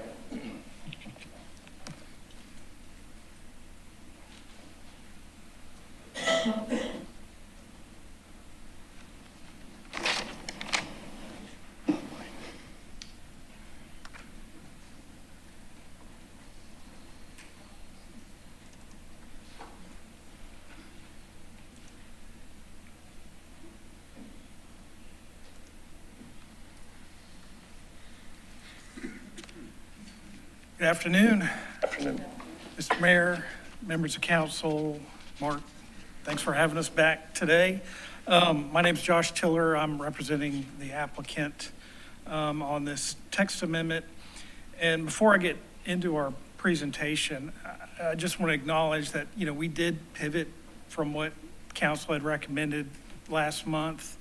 And it was not that we were ignoring your recommendation. It was just we're excited about putting forward a viable opportunity for people who want to take advantage of these this use to provide some, I think, well planned out, well thought out, affordable essential worker housing for the island, especially within the Sea Pines Circle District here. So with that said, I'm going to get started here.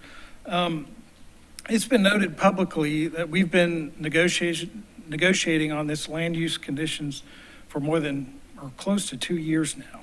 I'm confident that over that time, we've arrived at a solution that will help solve our housing crisis on Hilton Head. Today is your opportunity to provide the private sector that opportunity.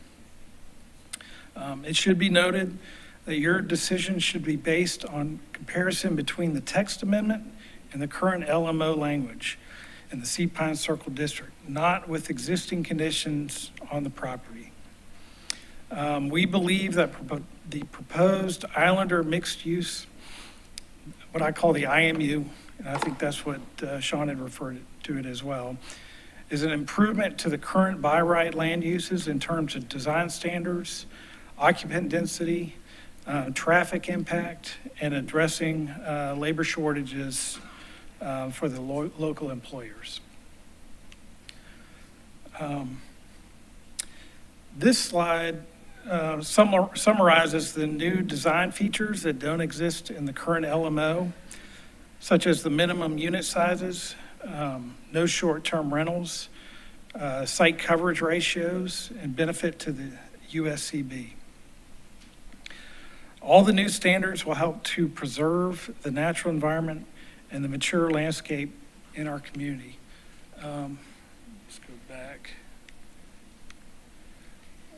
I think here you'll note that there's a significant set of conditions that the IMU use will have to adhere to.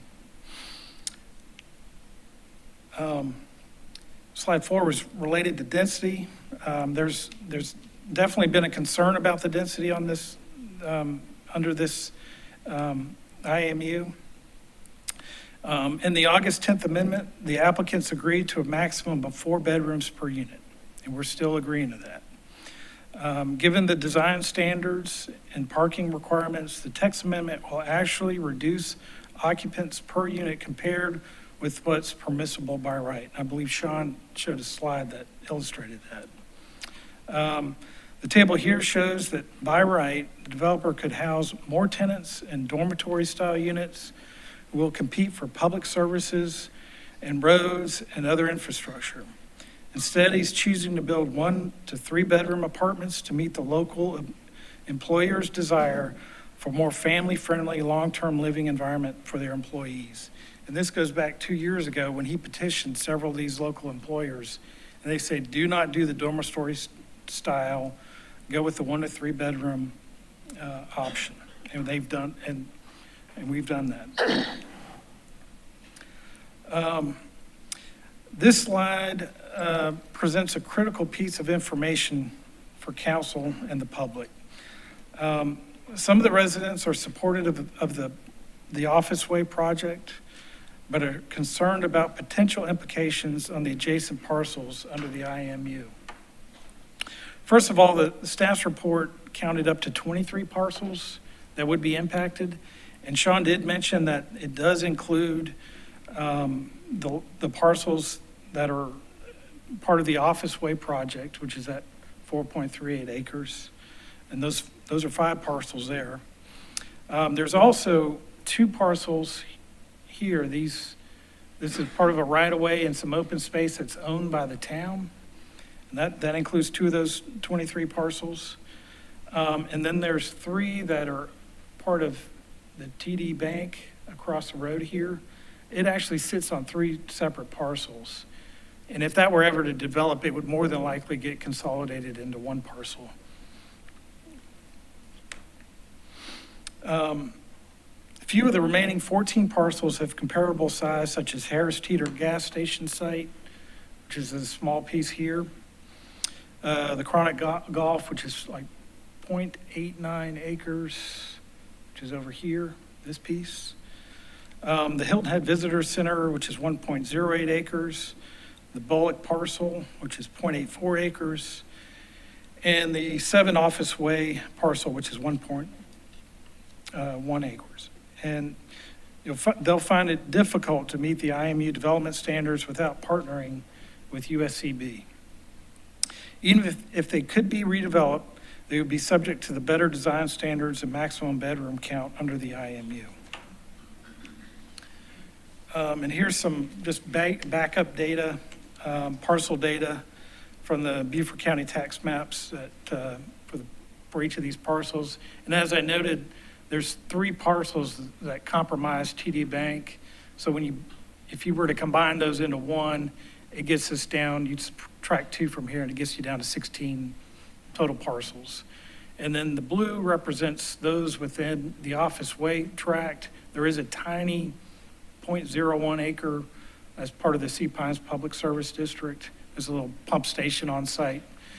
And then the other 2 parcels owned by the town.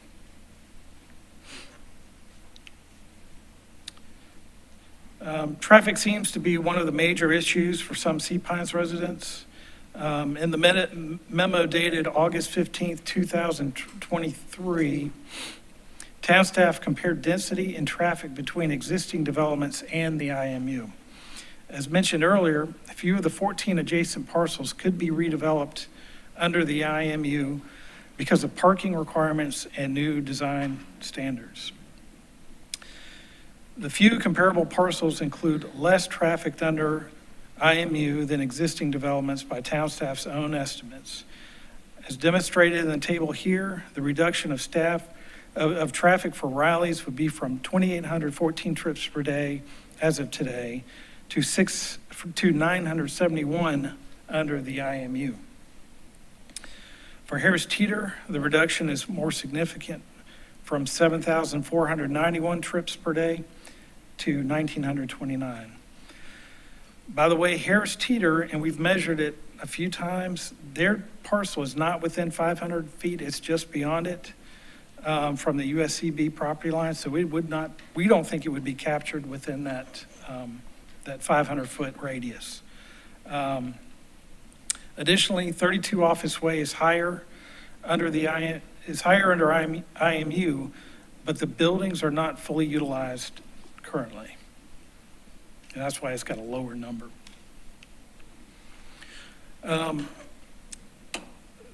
The Office Way project and the parcels within the proposed new use are all located to the east side of Greenwood Drive. I call it the ocean side of Greenwood Drive, and just south of the Sea Pine Circle.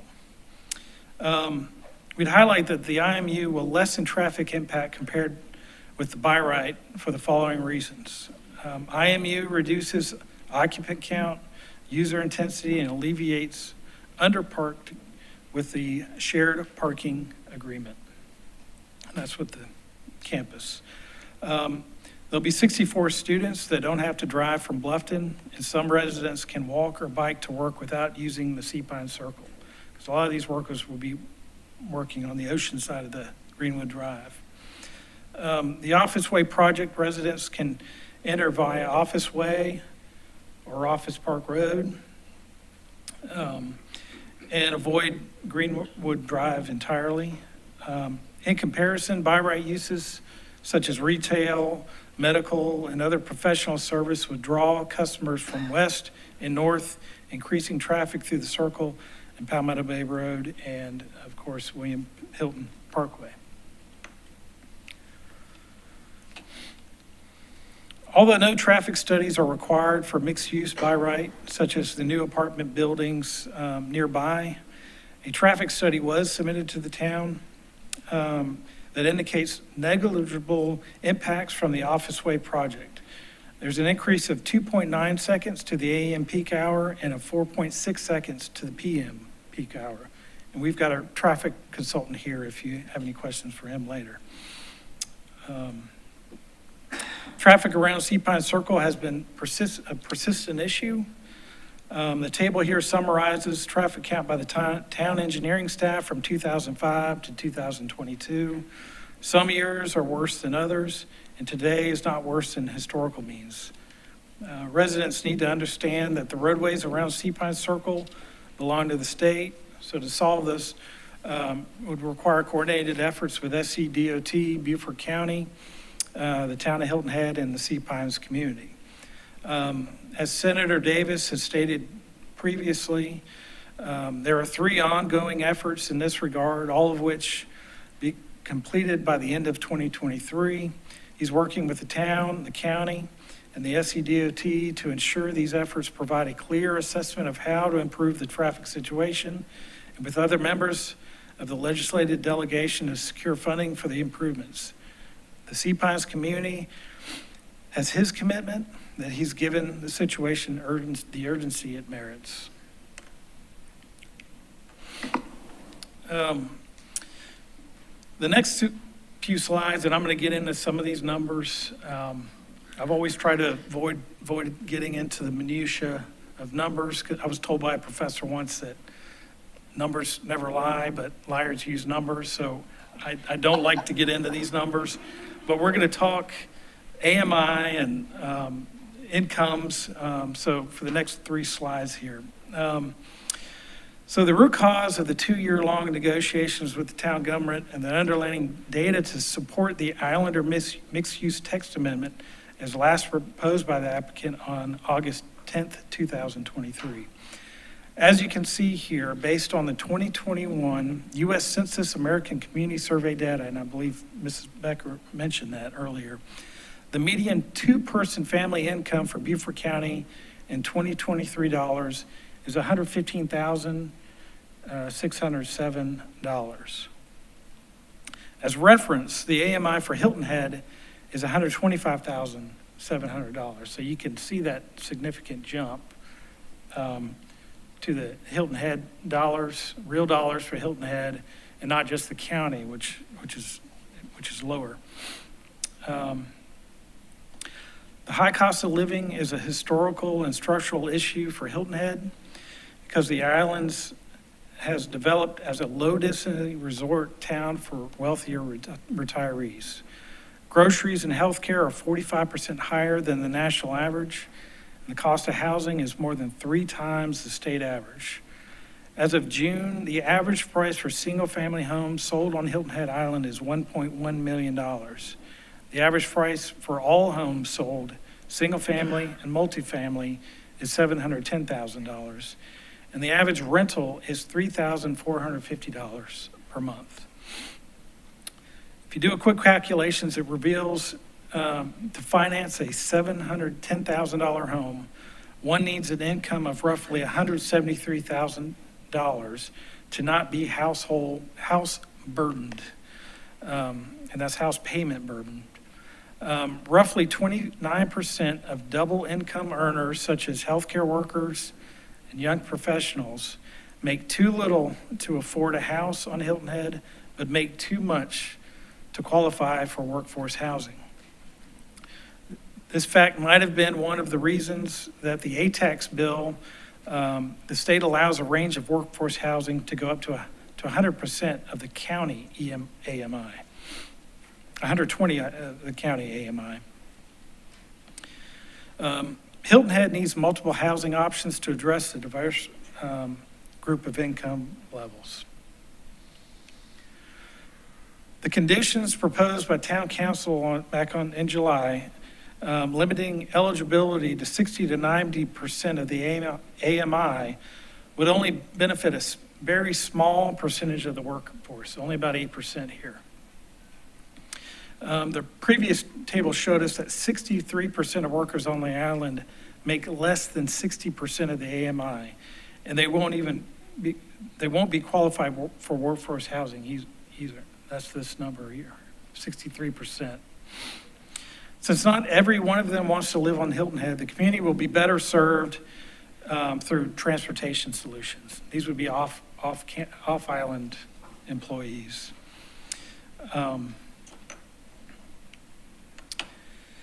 The Islander mixed use targets the 29% demographic. That's what we're after. That's our market. And this is that demographic that's kind of between a rock and a hard place. And I think the text amendment serves public interest because, one, it provides local businesses housing options for essential workers to support the local economy. You have received LOIs from some of the major local employers who are ready to sign on long-term leases with the project. It allows the local hospital to recruit and retain doctors and nurses. You've received a letter of support from the Office Way project and related text amendment from the Hilton Head Hospital CEO. It'll support USCB enrollment by providing student housing. You've heard multiple testimonies from the university chancellor and staff. It will improve design and development standards for the Sea Pine Circle District beyond what's currently by right. It redevelops dilapidated office buildings. It offers future business opportunities for local residents. These are the reasons many residents come here today to support the Office Way project. I hope the town council would listen to the local employers, Hilton Head Hospital, and the university. They're all part of the community we enjoy. I'm citing here 4 examples to demonstrate the reality that we are facing. Case 1, the Hilton Head Regional Healthcare. The hospital is facing tremendous challenges to attract and retain mission-critical nurses, emergency aides, and doctors due in part to the high cost of living on Hilton Head. They're relying on the private sector to provide dorm-style, short-term rentals for traveling nurses and seasonal staff as temporary solution. What they need is long-term, family-friendly housing that meets the needs of their employees. Town Council should have received a letter of support, and I believe Councilmember Becker read that at the beginning of the meeting. Case 2, Hilton Head Town Government. In the Hilton Head Magazine, August edition, there was a town staff member was quoted about the challenge of filling the workforce housing manager position with a salary of up to $128,000, and it was due in part to the housing costs on Hilton Head. Case 3, Hilton Head Plantation is looking to hire 50-plus workers. Around 40 of them will be paid between $35,000 and $40,000. The town-defined workforce housing framework won't help the low-income wage workers. Transportation would be the solution here.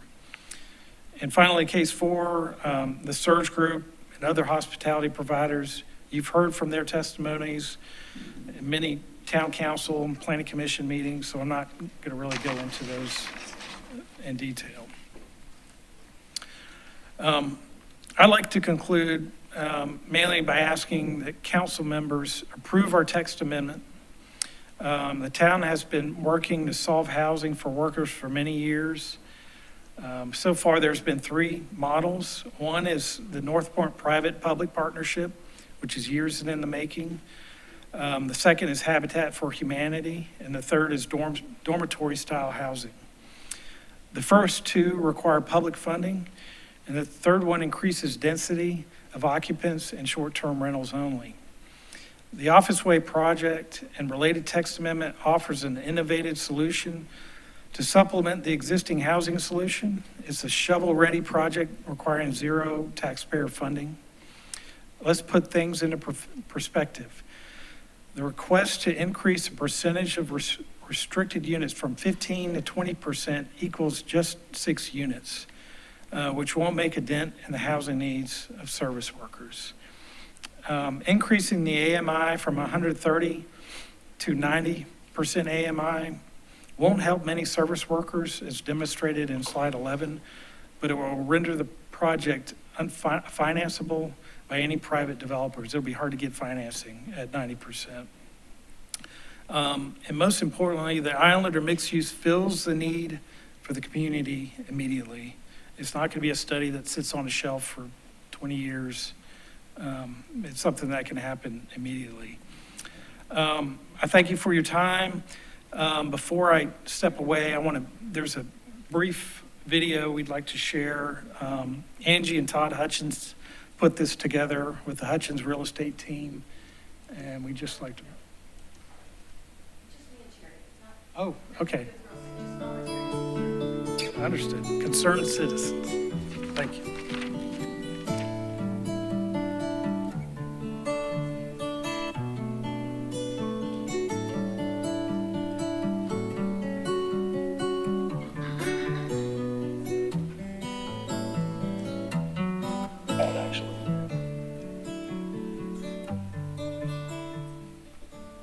Since the inception of this campus, we have known and understood the need for housing in order to accelerate the growth of this campus with students who can live here.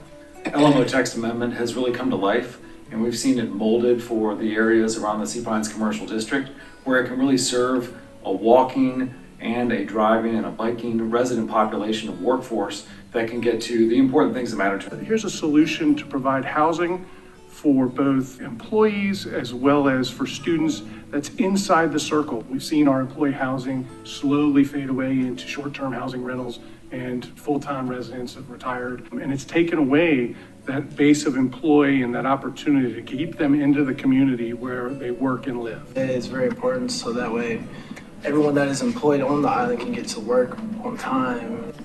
The Office Way project is something that I think we desperately need for our students. I've been here for 7 years now, and for 7 years I've seen an office building just kind of deteriorate. I think our society is moving more towards a sustainable society, kind of reusing areas and just letting something go to waste. I don't see the point in it. I'm worried that this won't happen and we'll lose out on the opportunity. My biggest concern overall is that if something isn't done soon, that we just won't have places for people to live.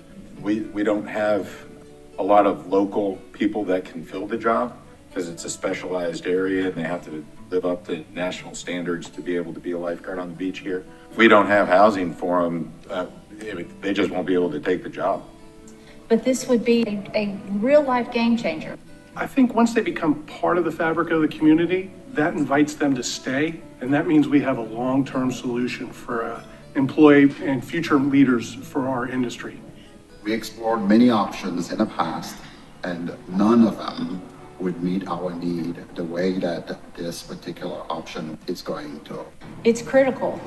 Our students want to live here. They work here, they play here, they want to live here. We stand by the community, and I'm hoping that the community stands by us.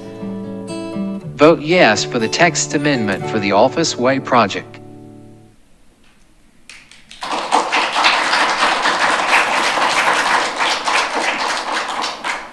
Are there any other comments from the applicant? Aaron, sorry, if I could ask Mr. Tiller a question. Yes. Right.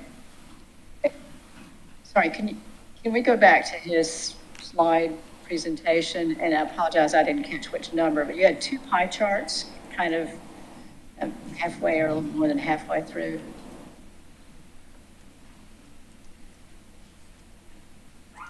Apologize, I don't know the page number, but, oh, yeah, and the one before that. Okay, all right.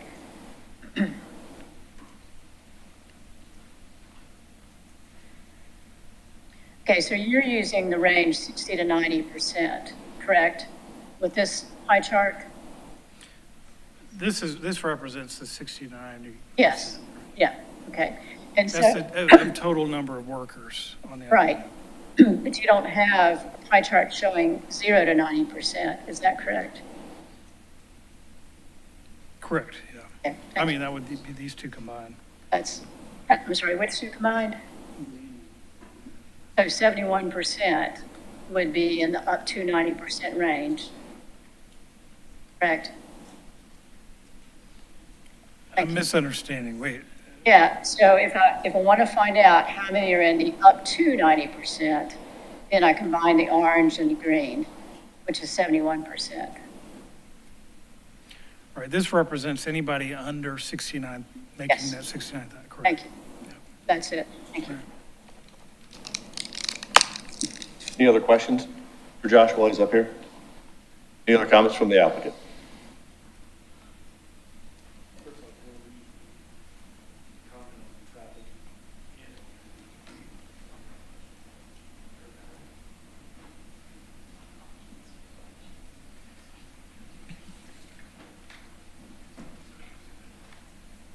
Hey, so Dylan Turner, traffic engineer on the project, and I'm with Kimley Horn. So we did this traffic study, and it's been submitted over to the town. According with SCDOT, it actually falls just outside the right-of-way, so they gave us an email saying they didn't need to review it. One of the things I just wanted to comment on, with the trip gen of 27, so 1,427 vehicles, that assumed nobody's walking across the street to go to USC Beaufort. That is, everybody got in their car, left the apartment complex, and went over to USC Beaufort on the external roads. So those are pretty conservative estimates.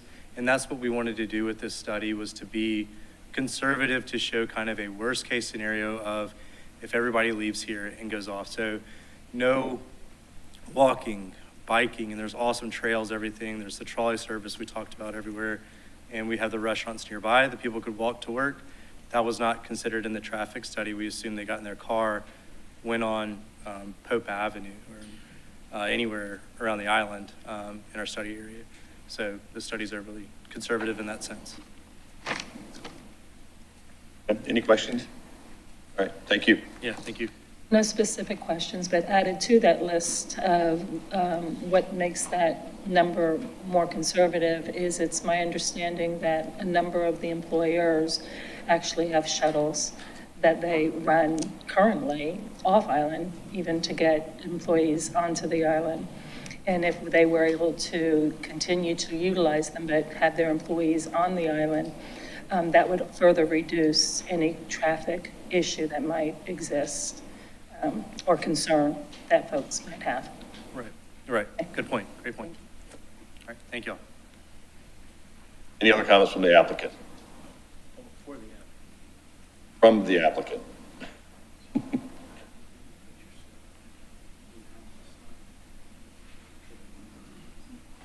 that a yes or a no?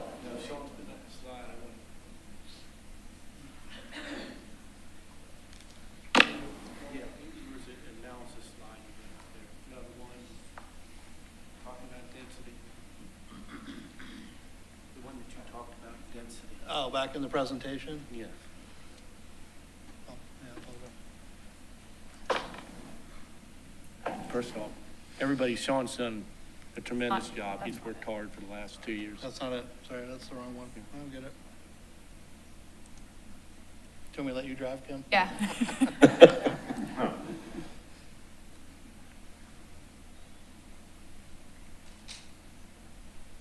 This one? Yeah. Yeah. Yeah, this page here. The whole basis of, and Alan will use this analogy, if you have a pizza that's 12 inches, all we're doing is slicing the pizza. It's the same pizza. And we're getting confused here when it looks like you can increase density, but it's less people. All we've simply done, instead of having 8 and 12, or how many people, dormitory style units, we're now studios, 2s, 3s, and 4s. So that slide to me is misleading because it doesn't reflect, once again, less people. And I wanted to clearly make that point. And there's 3 other points I'd like to make. We've agreed, and Mr. Ames, this is the first thing you said to me, is no short-term rentals. So if you adhere or if you apply for this Islander housing, it's no short-term rentals. And also, setbacks have to be a minimum of 30 feet. So this text amendment is actually more restrictive than what's currently allowed. And please don't lose sight of that fact. And Mr. Stafford, I want to address the situation, and I know you know this, and thank you for meeting with me all the times you did. We are creating student housing, and the public's not paying for that. And in return, we're getting parking spots. Makes sense? And I'm also losing all the things we're doing. That's our public participation. You aren't giving us any funds. I mean, if you look at Senator Davis, he said you can't ask the developers to get tied to public and 30-year programs if we're not getting tax credit or any public dollars. Every single one of you all told me this is a creative idea. And that's what we've done.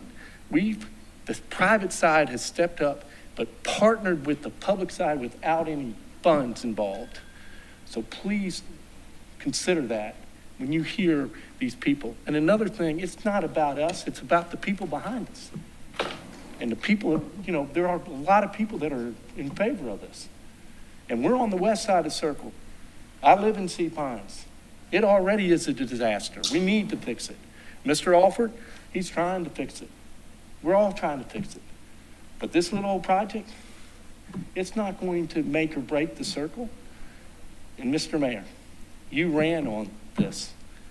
Let's take dilapidated areas and refurbish them or repurpose them. We're not going there and trying to do a new development and knock trees. It's already there and it's disgusting. Mr. Ames, you're in one of the buildings. And great tenant, but I think you would agree, this needs to be cleaned up. It does. And this is the way to do it.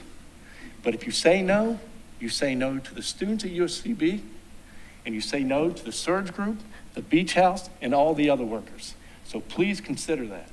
Thank you.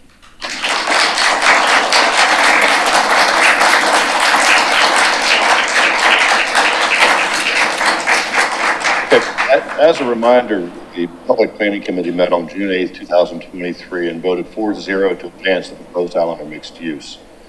LMO amendments to Town Council for consideration without a recommendation of approval or denial. This item was brought before Town Council last month. In July, the following motion was made to include several amendments. So Sean gave that to us. So with that being said, is there a motion to I'd approve? like to make a motion, Mayor. Before I do, there are some details that I want to add in, but I think it might be a good opportunity to ask whether or not between the beginning of this session and where we are this moment, if there's been any other movement that the applicant might want to offer us.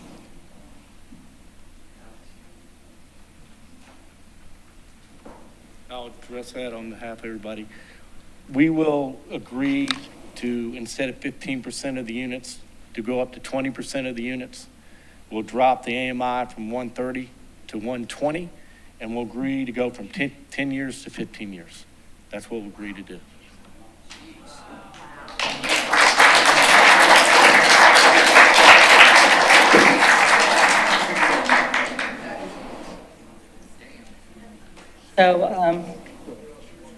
So I'd like to make a motion to incorporate the statements that the applicant developer has just given us.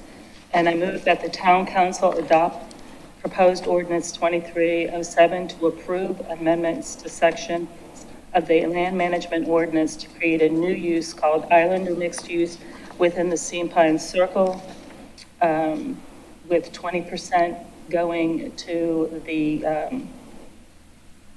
workforce application, 60 to 120% AMI for 15 years, 4 bedrooms per dwelling unit. And I think I captured it all. If I didn't, please let me know. Is there a second? Second. All right, discussion. Well, I'm going to have more to say, so I'm going to reserve my time, but I appreciate the fact that our applicant has come before us now for better than 2 years, and he's listened repeatedly, and each time he listened, more was put in front of him. And he's considered it, and he's adapted, and even yet, right here, right now, he's heard, and he knows how important that this is to the community, and he wants to see it succeed on their behalf. And I think that this council owes the residents of the town to make sure that we move forward with what we said is #1 priority: workforce housing, service worker housing, student housing, and this doesn't cost you a penny.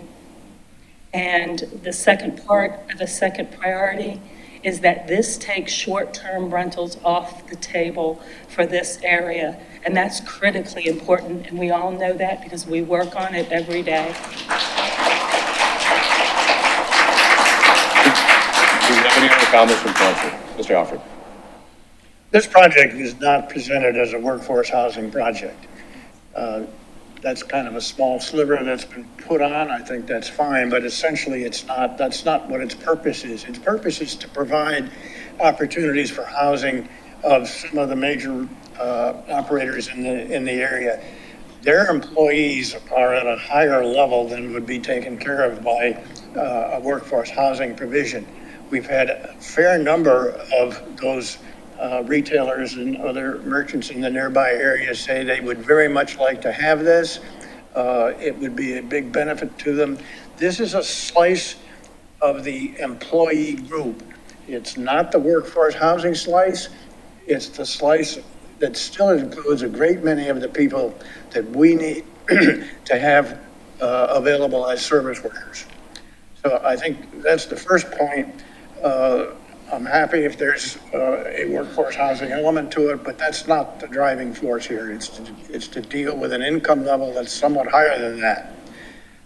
There are a number of people in Sea Pines and elsewhere who have expressed concerns about the traffic situation. Anybody, including myself, that spends 6 minutes waiting in line on Greenwood Road to get into the Sea Pines Circle and has done so for years, is obviously concerned.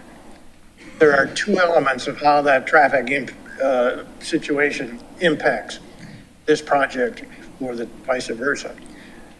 On a current basis, the impact is negligible, but we still have to take into account what that impact on traffic would be 5 years or 10 years or down the line. And that means several things.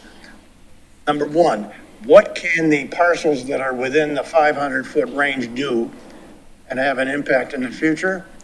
And what do we do about the current delay and in getting into the Sea Pines Circle from Greenwood? I think there are ways to limit the former, which is what can the few number of people within that 23 number, one of which is what I suggested earlier, is that we put a higher percentage of the adjoining parcels so that the 500-foot requirement is not measured to the property line, but goes somewhat further into that. That could reduce the number of those 23 or smaller number that could do anything in the future.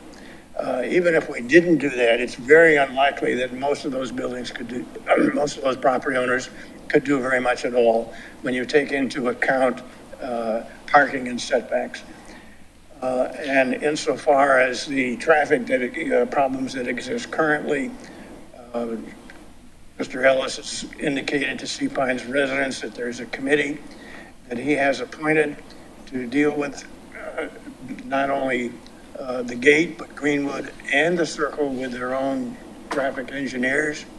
I think the town can participate in that effort so that we work on it jointly with town staff and with the existing town traffic engineer.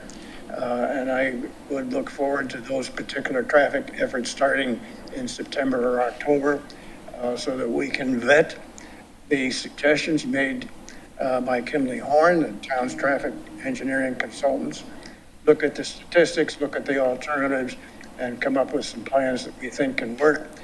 And I'm very hopeful that we can significantly mitigate the delays on Greenwood that way. So I think we need this kind of housing for the slice of our employee segment that we have our neighboring merchants clamoring for, and therefore I am in favor of this effort.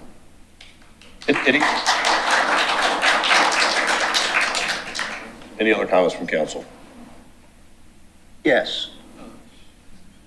I have expressed concern about the fact that the units that are not restricted as dormitory units or workforce housing units, I think it's 92, but whatever that number is, there is no limitation on the AMI of those tenants. That could be market rate rentals. I've really been concerned about that. But I've got to say I'm influenced by Mr. Despain's further concession that he just made, and I'm highly influenced by the support of the employers who have offered to step up and take over these units. So I am willing to go based on trust that these are not going to be workforce housing market rate units, and I will be prepared to support this motion.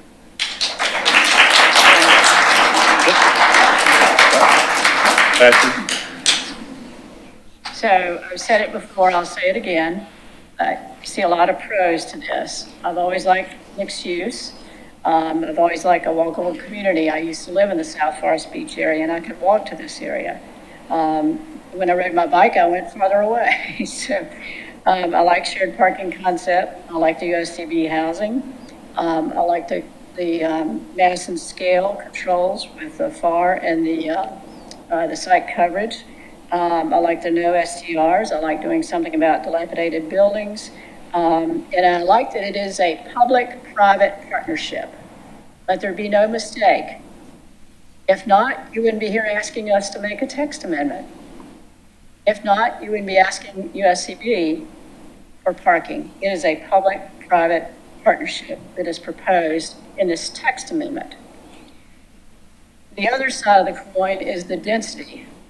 The density increase without this text amendment it goes from 12 units per acre to 31 units per acre in the proposal that we're not considering because we're not doing conditional use zoning at this point. That's a 2.5 time density increase. That's troublesome to me. In addition, the move today, which was last minute, is encouraging. It doesn't yet come up to the 20-year standard that we had suggested and had approved before. So I was a little concerned about what happened with Aquaterra. And I looked back on the town's website to historical data on ordinances adopted. It's ordinance number 2019-15. It was in called Gardner Drive. It's in Aquaterra. That text says that there were 260 units. It deals with height reduction. It says it'll reserve 5% of the workforce housing units for 20 years. I haven't heard many people say that they like that Aquaterra project. And the other thing that I noticed, and this is before we got a letter from the hospital today, is that there was a letter from Hilton Head Regional Healthcare dated January 18, 2019. And I won't read the entire letter, but it does say, this apartment project, meaning the Gardner Drive or Aquaterra project, will provide a viable housing option for hospital personnel and other employees working on Hilton Head. So I don't know how many employees from the hospital are living at Aquaterra. I'm curious to know. But we can't make those kind of mistakes again. We've got to have something that does, I understand folks, and I believe in what they say, but trust and verify. And this kind of thing would verify it. And that's why we need to be specific on the text amendment and specific on what we believe is best for the community. And because the language proposed says only that narrow gap of 60 to 120%, if it said 0 to 120%, I'd be more favorable to consider it. Because the pie chart was mistaken. The current text amendment that we approved at our last meeting was up to 90%. It was not within a narrow band. So, Mayor, I'd like to hear what others have to say. I wish that there had been some movement well before this last movement. Any other comments from council? Are we going to be taking public comment, Mr. Yes. Mayor? I'll wait till after public comment. Okay, all right. I would like to have some consideration at the appropriate point of changing the definitions so that we're not measuring 500 feet to the property line. I don't think we can do that tonight, but at some point, I'd like to have some consideration of that. Okay. All right. Any other comments? Public comment. You had your hand up earlier, sir. Without disclosing confidentiality, what exactly are these corporations giving? You need to come up to the microphone, sir. Without getting into a violation. Identify yourself, please. State your name as well. Oh, Steve Robinson, resident. Without getting into any confidentiality, what exactly are the corporations giving to this developer, number one. And we all have heard the last 3 years a little word called infrastructure. I haven't heard that word in this whole presentation. What's going to happen to our infrastructure when it's already overtaxed? You yourself made that when you were running for mayor. The infrastructure was in badly need of attention. What's putting all these units back in, and more people and more utilities and water and things like that nature, which is fine. I'm not saying I disagree with this or I'm agreeing with it. I'm bringing this up. That has never even been mentioned. Is our town ready for that? That's all. All right, thank you. Kim, I'm going to go back to you and let you call off the names since you had a list. Angie Hutchins. Thank you.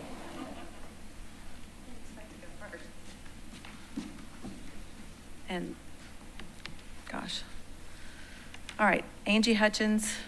I was in Hilton Head Plantation, now I'm in Shipyard. I love this island, and thank you for your time. I wanted to voice my appreciation for the town staff and council and careful diligence to hopefully move forward with full approval on the Office Way redevelopment. I've got some things to say, but I'm really struck by all these numbers and spreadsheets and projections that we don't know. There's already been questions about how accurate any of those numbers could be. And there's a lot of pearl clutching about the potential of what it could do and what it can't do. And like, we got to do something. We need to move forward and do something. I can't understand, like, I just keep thinking back to like the Golden Gate Bridge or the Transcontinental Railroad or anything that's ever been built in this country. If they had to go through this, it would never, ever happen, you know? So I think that's probably all I've got. So thank you so much. Thank you. Next, Kim. Richard Dextrays. Richard Dextrays. Next. Melinda Tunner.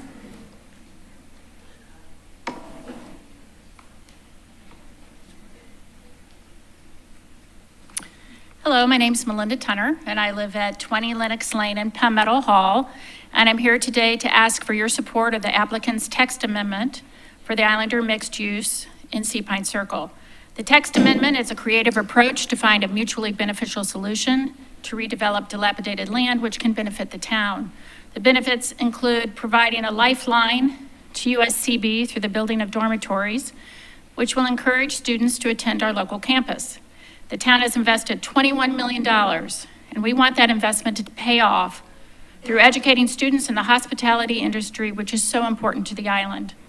The inclusion of workforce housing is great to see local businesses stepping up with letters of intent to sign long-term leases to support their workers. No short-term rentals and no taxpayer dollars needed. So now we're at the point in the process where everyone is working through the final details. The town staff, board, and the developer have been working hard to iron out these points, and the developer has made and has continued to make concessions even today. But at some point, we need to close the deal. Remaining issues focus on the following: traffic concerns at the circle. The good news is the building is east of the circle, which means Greenwood can be avoided by using Office Park and Office Park Way. New Orleans Road also provides faster side street access to Business 278. Students and workers can walk or ride to school, restaurants, grocery stores, and potentially work.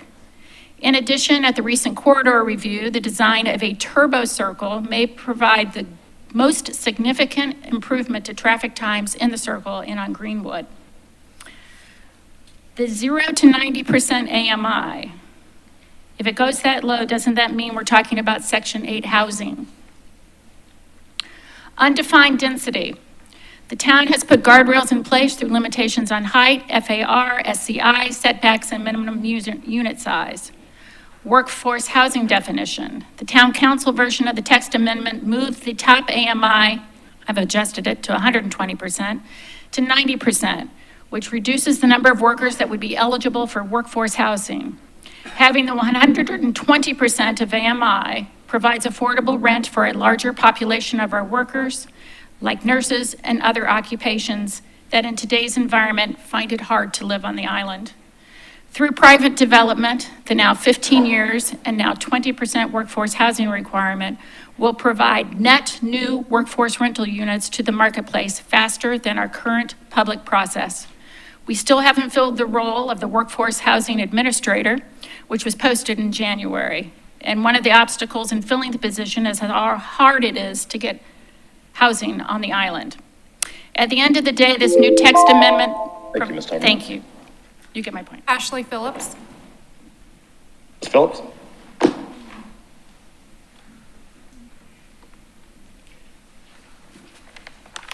Good afternoon, Ashley Phillips, full-time resident here on the island. There's a lot I wanted to say. I'm probably going to cut it out because it's been a long meeting. One of the things I wanted to say was I've heard a few times from the council members that this project needs more workforce housing built into it. I think this whole project is for workforce housing because the people who are going to live there are going to work here. So I think, you know, you're going to give, 292 beds to people who work here. One of the other statistics that I saw on a slide from the developer, if I read it correctly, was like 68% of the workers on the island are making below the median income. And I mean, there's no way to build enough housing to get our way out of that, and that a majority of the wage earners in our island make less than 50% of the AMI, and that would require Section 8 type housing. I don't think that's going to work. And one other thing I want to bring up along with the housing is transportation. I think we need to work on how to get alternative transportation off the island and on the island. It's a big issue. I know Ms. Becker has suggested several times, I've heard, to work on like a park and ride system, and I think that's something that needs to go in conjunction with the people working here. I think it'll help because everyone can't live on this island, and not everybody wants to live on the island. And I think adding the transportation part will help. Thank you. Thank you. Kim? David Ellis.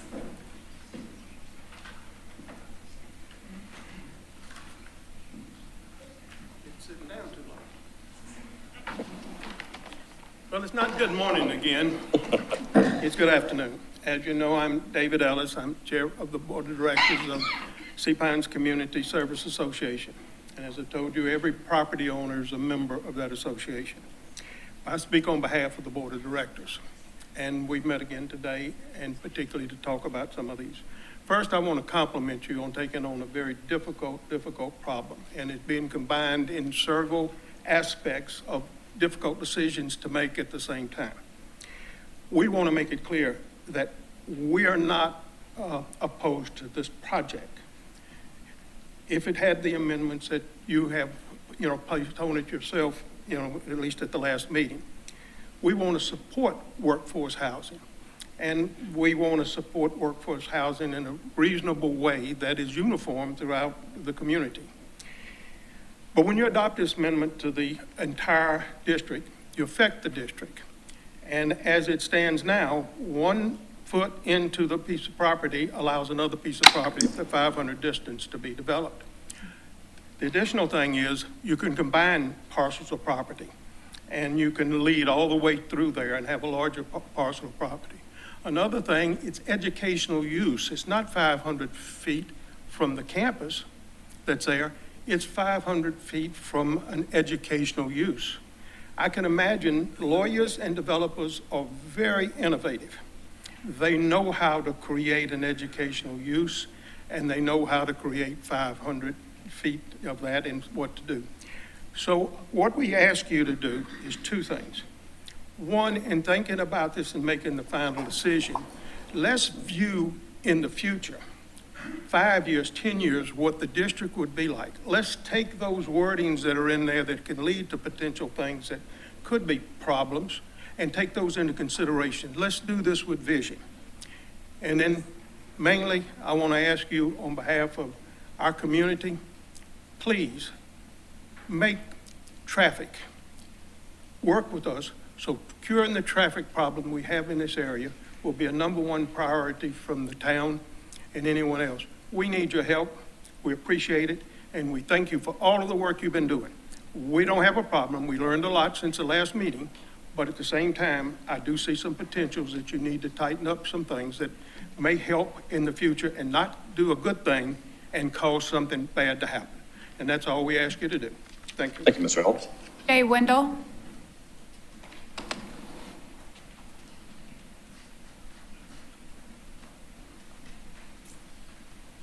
Hi, Mayor, Council, Jay Wendell. I actually represent Beach House. I'm also a resident at 18 Manor Court Lane. I wanted to just come up and just say briefly, as we talked about salaries and wages up there, $24,000 for a bartender. There are bussers that make more money than that. Our bartenders on this island are professionals, and I use that one as an example. We have servers that are making well over that number, 2-3 times that number, frankly.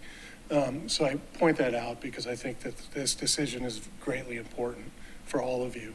I would also like to, because I'm not going to take a lot of your time, apologize for some of the things you have to listen to and hear. Appreciate all that you all do and your consideration, and hope you make the right decision. So thanks very, very much. Thank you, Mr. Wendell. Mike Wagner.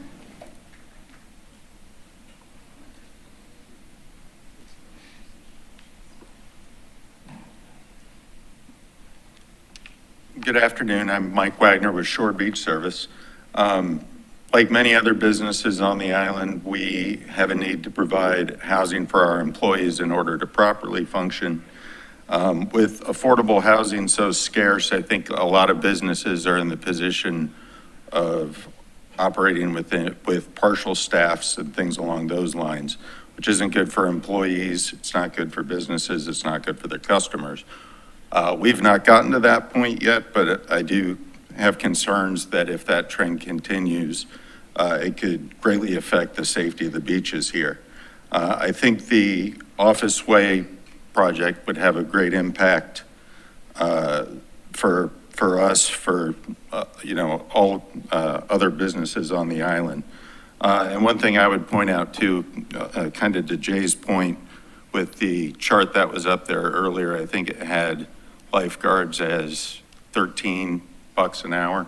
Our first year guards started at 17, and it goes much higher than that. So I think that that's there's some flaws in that table, as was pointed out earlier. Thank you. Thank you, Mr. Wagner. Sherry Mickret.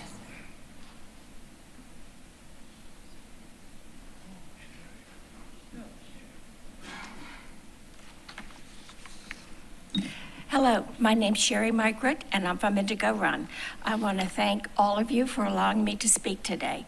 And I wanted to say to all the speakers, please make sure you adjust your mic so everybody can hear the wonderful comments that you are saying. And I really want to thank Sean for his speech and his presentation. I think that was very important. I think a lot of things that are happening are smoke and mirrors.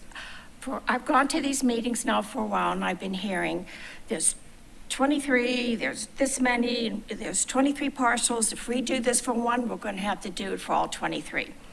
Well, from the math, if you take off what's the 5 for this project, that's 17. You take off those that belong to Hilton Head Island, that takes you at least down to 15. You take off some of the banks, that takes you down to at least 12.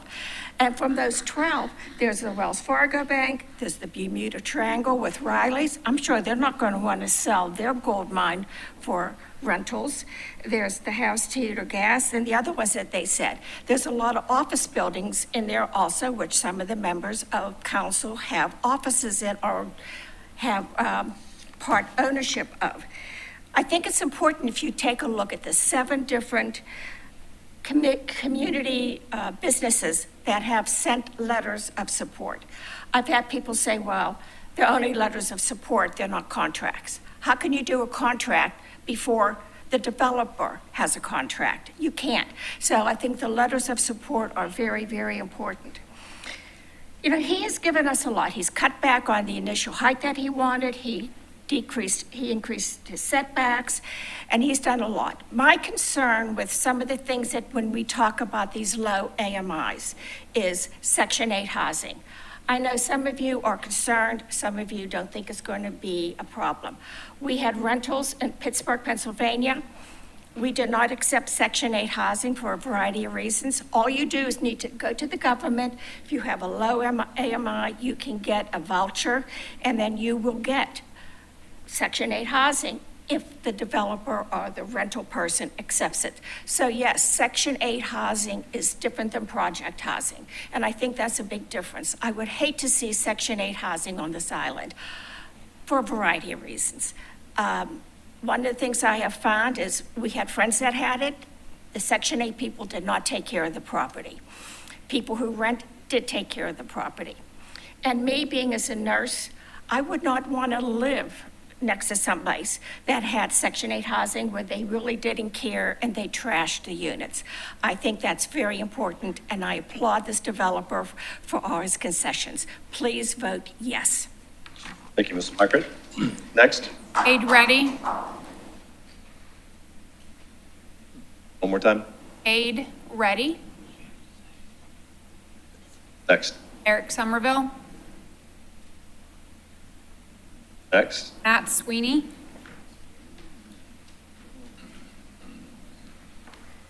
Good afternoon. I'm Matt Sweeney, 512 Colonial Drive. From your workshop last week, I understand that the North Point and other town workforce housing projects are delayed by uncertain capital markets, protracted non-public negotiations with an unknown developer, evaluation of town-owned land, an impact assessment of ATAX money for future housing, and no workforce housing program manager to oversee it all. It's easy to understand why Mayor Perry commented that the private sector is moving faster than the private sector is moving faster than the public sector. We're here today to support the applicant's text amendments because we want housing for young professionals with families who will stay on the island. We want to see kids playing Frisbee in the parking lot. We want to see an option for people who earn too much for subsidized housing but not enough to buy a home. We want to see a community for the next generation of islanders. But the current LMO doesn't allow that. It does permit 12-bedroom apartments that aren't appropriate for families. Worker dormitories are for unrelated people doing their best to save money so they can move someplace else with their families. You won't see kids playing Frisbee in the parking lot because it's packed. Just look at the dormitories on Target Road.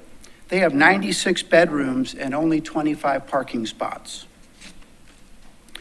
Instead of doing that, which this developer could do by right, the applicant wants to build something that your constituents want.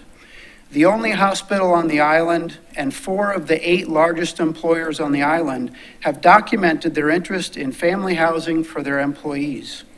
But what they want isn't allowed by the current LMO. Some of you are worried about the what ifs. Could the IMU apartments be sold to an evil capitalist? Will there be a worker living in every apartment? Will residents flush toilets too many times? It's government overreach to control these things by deed or agreement. So I encourage you to look at the merits of the new use and the project design alone.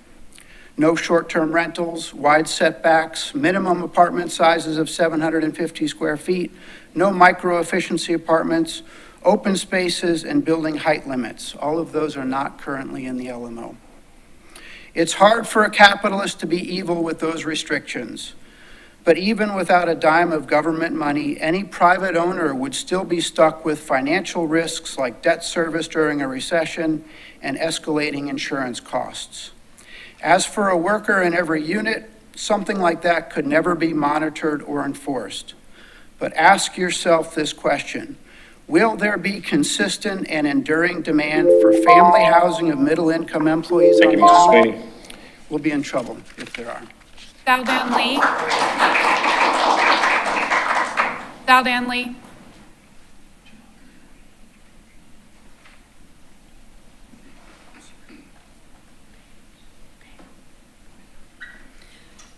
Good afternoon. Here we are again.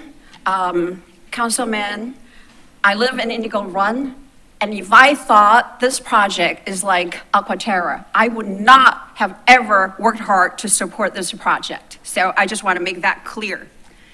So after 2 years, here we are again. Today, it's all coming down to the difference between 15, well, now here except 20% unit that kept to 90 or 120 for 10 or for 15 or 20 years. The fate of a well-thought-out project will be determined by less than 6 units.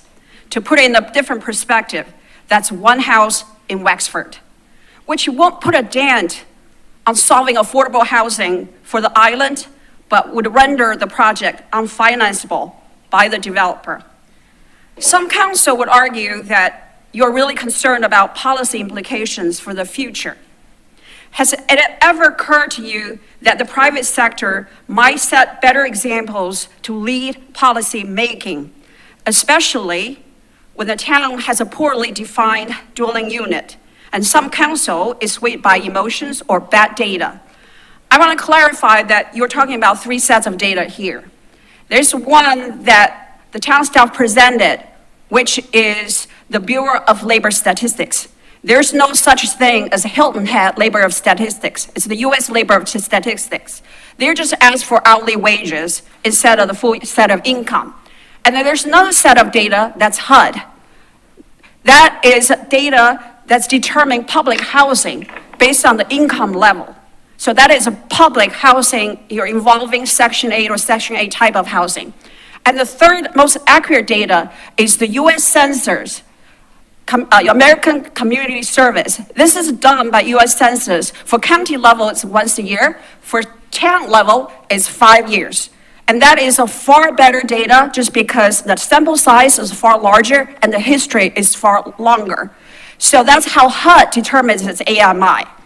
So it is not unusual for town to use variances to be granted to accommodate public interest. The public interest in this case is clear and present. The Hilton Head needs doctors and nurses.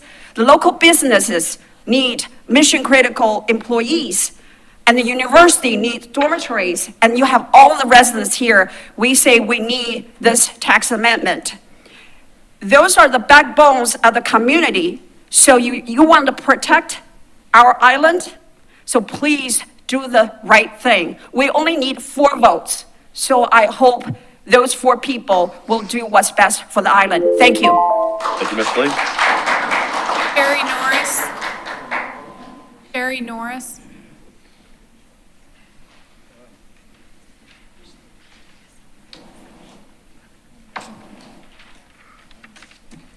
Hello, Sherry Norris, Shipyard. We have a great opportunity to repurpose these dilapidated buildings that we just saw on the video. The Office Way renovation project is a great solution to create sustainable islander housing that doesn't rely on taxpayer dollars. We, the people, want a free market system to be the solution. We don't want or need government money, overreach, or Section 8 housing. An outside developer, local businesses, USCB, and the hospital support this text amendment that will help employees and students to stay close to their work and campus without having to worry about expensive rent. This is a smart and affordable way to improve the quality of life for students, employees, and businesses on Hilton Head. So I really encourage you to support the Office Way renovation project and vote yes for the text amendment. And since I have a little moment, I will just say, this outside developer has, I don't know how he's had the patience to do what he's been doing. I really don't. And when I look at like what he could put in there, like adult entertainment lounges and liquor stores and car washes and storage units, I'm like, why not do that? You don't have to go through all of this. And the second thing that comes up is As I was leaving Hollywood, California, the apartment that I was living in was turning into Section 8 housing, and I promise you, no one on this island wants neighbors like I had. And I am talking about drug addicts and prostitutes and you don't want these neighbors. I'm just going to say that and leave it there. We have a great opportunity. The community supports it. The businesses support it. We don't have to use taxpayer dollars. This man has compromised. Just say yes to this text amendment. Thank you. Thank you, Ms. Morris.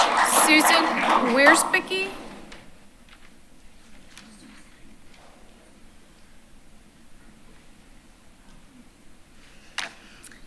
Hello, good afternoon, Mayor Perry, council members, and Mr. Orlando. I am Susan Wiersbicky, and I live in Hilton Head Plantation. My husband and I left Massachusetts 3.5 years ago to move to South Carolina to get away from a state and local government that has hands in everything. I love living here, and the more I learn about this island housing project, it scares me to think this town council would not let the private sector handle it, with no cost to the taxpayers. This privately funded island housing project pays for everything and takes all the risk. Quite frankly, I'm shocked that the buildings have sat as long as they have on such a beautiful island with nothing being done. You now have the opportunity to help the university and the workers at no cost to the town. I, for one, am watching and hoping you make a commonsensical decision and vote yes. I would hate to think that I've moved to another location that will continue down the path of government overreach like Massachusetts. I feel when the government steps in, they waste taxpayers' money. When the private sector steps in, it doesn't, because they have all the skin in the game. Thank you for your time. Thank you very much. Daniel Anthony? One more time. Daniel Anthony? Afternoon, y'all. It's been a long day. You've heard a lot of different stories from a lot of different people talking about a lot of different stuff. I'm going to be brief. I think this is a good thing. I mean, I've been through this thing for about a month now. I don't know all the ins and outs. But if we keep sitting back on our heels, waiting for the perfect thing to come along, we're going to be waiting a long, long time. We'll all be dead before that happens. All right, this is a great first step. I think y'all need to do the right thing. I think you guys need to vote yes on this, get this started. If it doesn't work out, you can always change it. You know, that's the thing. You can always come back and say, you know, we don't like this. We can change things. You ran on this, Mayor Perry. Let's get these guys together. Let's get this done. All right, thank you. Kathleen Redmond?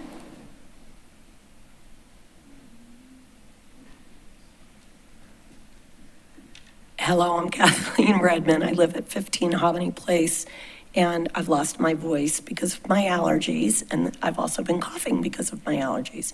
So I'm going to be very brief. I had a lot more written. I've written to all of you. I'm here in support of the text amendment. We have a need on this island. We have people that are working hard to fill that need. One in particular has come for 2 years and gone through this process. And he's got the support of many businesses as well as people on the island.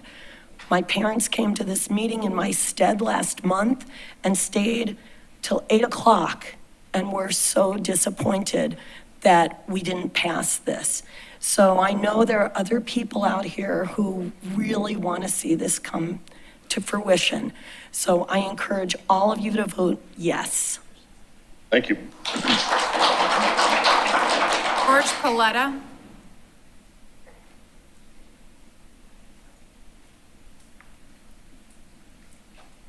Good evening. My name is George Paletta. I live at 110 Club Course Drive in Sea Pines. Before I get into my little addition here, I just wanted to remind the council of what they permitted at Aquafor for housing and hospital aids, et cetera, and they did nothing, okay? That has been a disaster, and it is a blight on your record, whoever was here at the time. okay?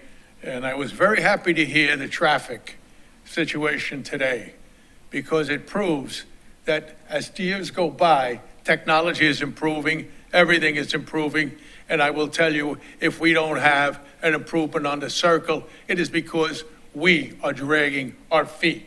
There are solutions out there. So, thank you, and I will now just get to the work at hand, allowing me to speak, et cetera, about the development, the Sea Pines development. There appears to be another kick the can down the road as of the last meeting to prolong the approval of a local developer to provide the necessary workforce and low-income housing this island has sought for years. This is a partnership with local business to secure housing for their employees through long-term leases with the developer, who has actually spent well in excess of $2.5 to purchase and maintain this property for 2.5 years. Current chatter and discussion has, revolved around the 12 units per acre LMO situation. Well, this parcel and the developer has the right to 440 bedroom units.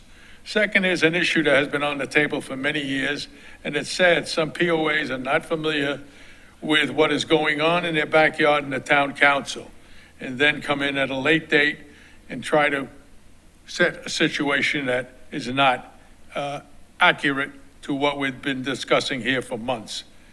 Regarding the other sites, this LMO change is site-specific and not island-wide. It requires no money from the taxpayers and will pay taxes, which nobody has discussed. This is a private development, folks. You got a private house, you pay taxes. So we'll be getting money rather than what we did over at USCB, okay? The mention of a Surge restaurant is not the correct version that we heard last meeting. The group's involvement with many other businesses to secure long-term guaranteed leases so they can secure housing for their employees and others on the island for years to come.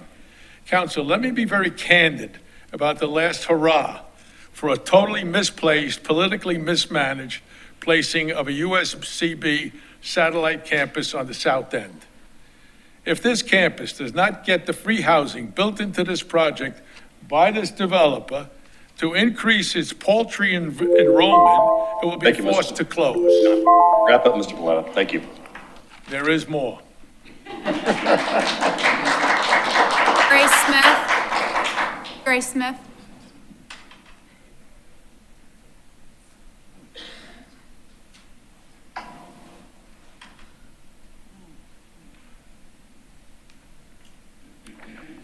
Grace Smith, Indigo Run. Good afternoon, Mayor, members of Town Council, and Town Manager.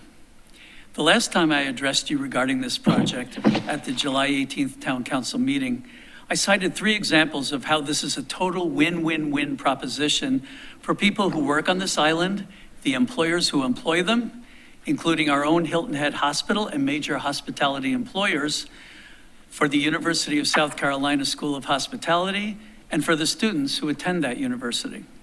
The vast majority of the stakeholders on this island, including the residents, the business owners, the academicians, and the intermediate level managers and healthcare professionals who will be the direct beneficiaries of this project, fully support this combined effort of a dedicated builder who cares about the future of this island and the employers who have partnered with him to bring much needed living facilities for workers to this island.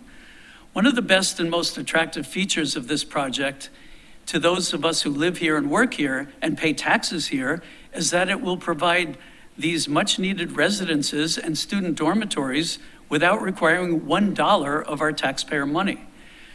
The project clearly targets a level of employee that includes nurses and other healthcare professionals and higher level hospitality employees such as managers and chefs.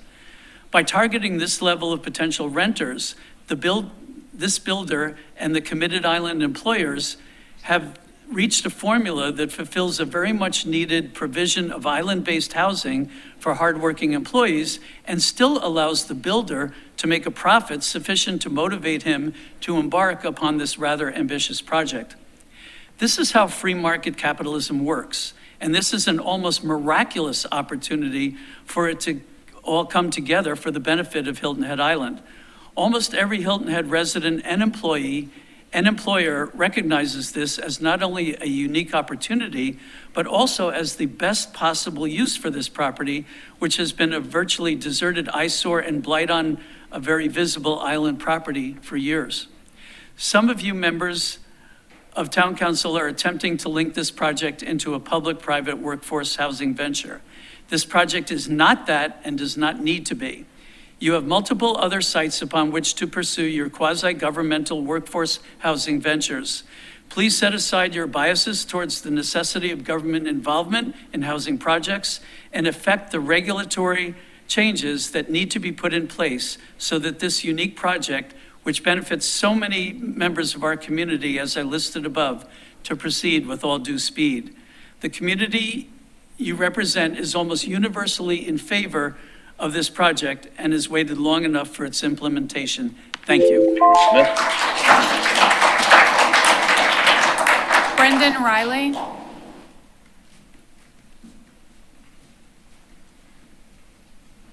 For y'all council, my name is Brendan Riley, South End of Hilton Head, born and raised here. Second largest hospitality workforce employer on the island, and also the landowner of the adjacent property at Riley's Plaza. I applaud Mr. Despain for some of the things he's done, and it will greatly make the project look better next to us. My biggest issue is the parking. Parking it off-site is a major problem for me.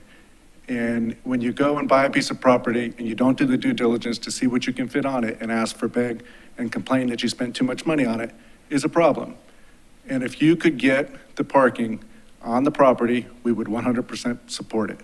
But to add off-site parking and increase density, if you're gonna do that, I don't agree with Mr. Alfred of cutting the line at the property line, because we would immediately move to the same type of thing on our property.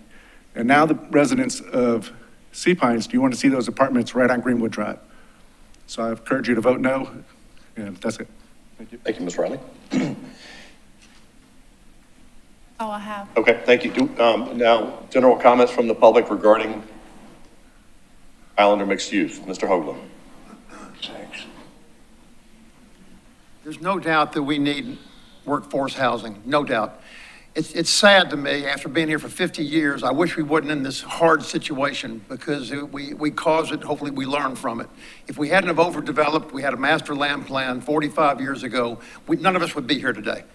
It's just as simple as that. We wouldn't have any traffic problems, we wouldn't have anything. We would have the Charles Fraser Vision, high-end tourism resort community, and we wouldn't have the problems we got. But we're here, we're in it, we gotta fix it, and we can't go back. I've got a little novel idea here. You know, I'm real big about tax monies, not using public tax monies for private purposes. First of all, it's against constitutional law. It's illegal. And this is exactly why, again, I'm going to just educate everybody in here why a lawsuit was filed against the town for funding $600,000 for the dredging of Harbor Town. That is an illegal use of public tax monies. Now, what I am for is let's let the tourists pay for some of this stuff. Let's take the accommodation taxes and the hospitality taxes, and for those who don't know what those are, accommodation taxes are taxes on the room rentals and stuff that the tourists pay a portion of, and then the food and beverage on the hospitality tax. Let's use some of that money and let's defund the nonprofits. And yes, I'm real big about the chamber not being funded any longer, as everybody in this room knows. Let's get rid of that and get the chamber back to being a chamber and forget about the tax monies. And let's take some of the hospitality and accommodation tax monies. I'm all for that kind of tax money being used to put towards the workforce housing. Let the tourists help us pay, not just the locals. Let tourists pay for all this. There are 3 million tourists coming on this island, and there's 45,000 locals. Do you not think we can ask the tourists to pay to help protect our environment and protect our island and do all the things we need to do? I think we can do this. Thank you. All right, thank you, Mr. Hoagland. Next, Ms. Buller.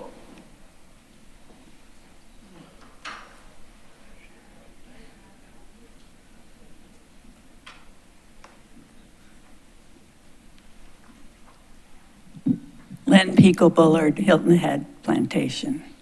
I'm going to be devil's advocate here.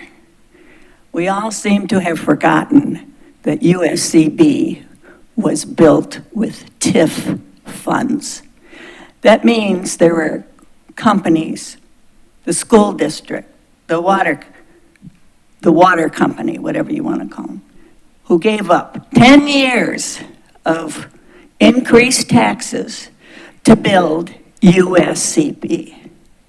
Now, is the town going to turn their back on all these people who invested in these students? Or are they going to hope that it sinks because then that building goes back to the town? Our students are our future. Our community is our future. What's wrong with building workforce housing for our workers and our students? Some are hung up on dotting the I, crossing the T, stall, stall, stall, when I think they already have a premeditation to voting no. Thank you. Thank you, Ms. Bullard. Yes, ma'am. Oh, go ahead. Come on up.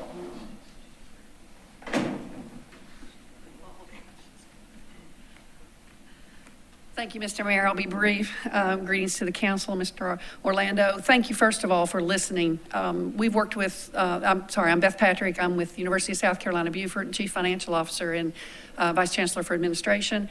And over the past 4 years since I came to USCB and came to Beaufort, we've been working on this that right after the Hilton Head Island campus opened. And since that time, I've met with well more than a dozen private developers who have wanted to help us build housing. And it wasn't until 2 years ago when Mr. Despain reached out to us and talked about his idea. And first he listened to what we could and could not do, and then he came up with a proposal which was unusually unique from any of the others that we have heard. It was the first one that brought 100% equity, that brought no taxpayer dollars, no state dollars to the table. The only thing we were asked to bring to the table was 75 parking spaces, and in exchange for that, we get 64 beds, so 64 of our students will be parking in those 75 parking spaces. I can't tell you how critical this is to the growth of our hospitality management program and the success of the campus that the county has been so generous to invest in. We are committed to making sure that program continues to be successful, and this is one way forward to doing that. So again, thank you for all the good questions, for all the good asking the hard questions, listening to us, listening to the people, so that when this comes out as a final vote, we know that we're going to get the best possible project as possible. Thank you. Thank you. Next, who wants to speak? Okay.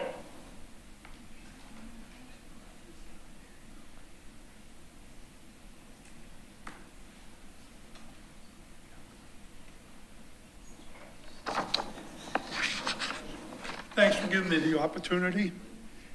Good evening now. I think we've gone by the afternoon. Listening to all of the comments back and forth and what we're discussing. I've lived here for 22 years. Smart decision when I came here, and I still feel it's a smart decision. I look at this project as being for the residents that live on the island. So much has been done here for the tourism over my 22 years. But here's the projects for the residents. The EMTs that come out in the middle of the night when you broke your leg, and they're there in 6 minutes picking you up. The teachers, qualified teachers that teach in your school system, when you look at the performance of the Hilton Head schools versus the total county of South Carolina. The policemen that protect you, the firemen that protect you. These people need something. We have 2 new apartment complexes on the island, behind Kroger, Waterworld, where the rent start about $4,000 for a 2-bedroom unit.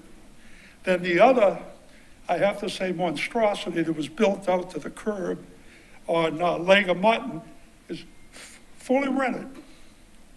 And that's up in they're able to price mark off of Waterworld, and they're up a lot higher.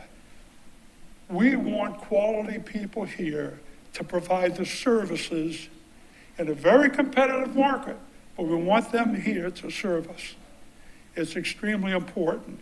What we're talking about is a ripple in the pond of the need for housing. But you have an opportunity to take a first step in something on which we can build and meet needs further. No government involvement. We can make a statement here about what we can do to help the people that service us that live here. Because the gap is getting wider from the affluent on the island to the working people that are driven by hourly wages.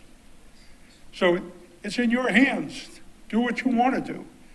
But I really think it's a big win for the residents. Thank you very much. Thank you. Do we have any other comments? Yes, sir.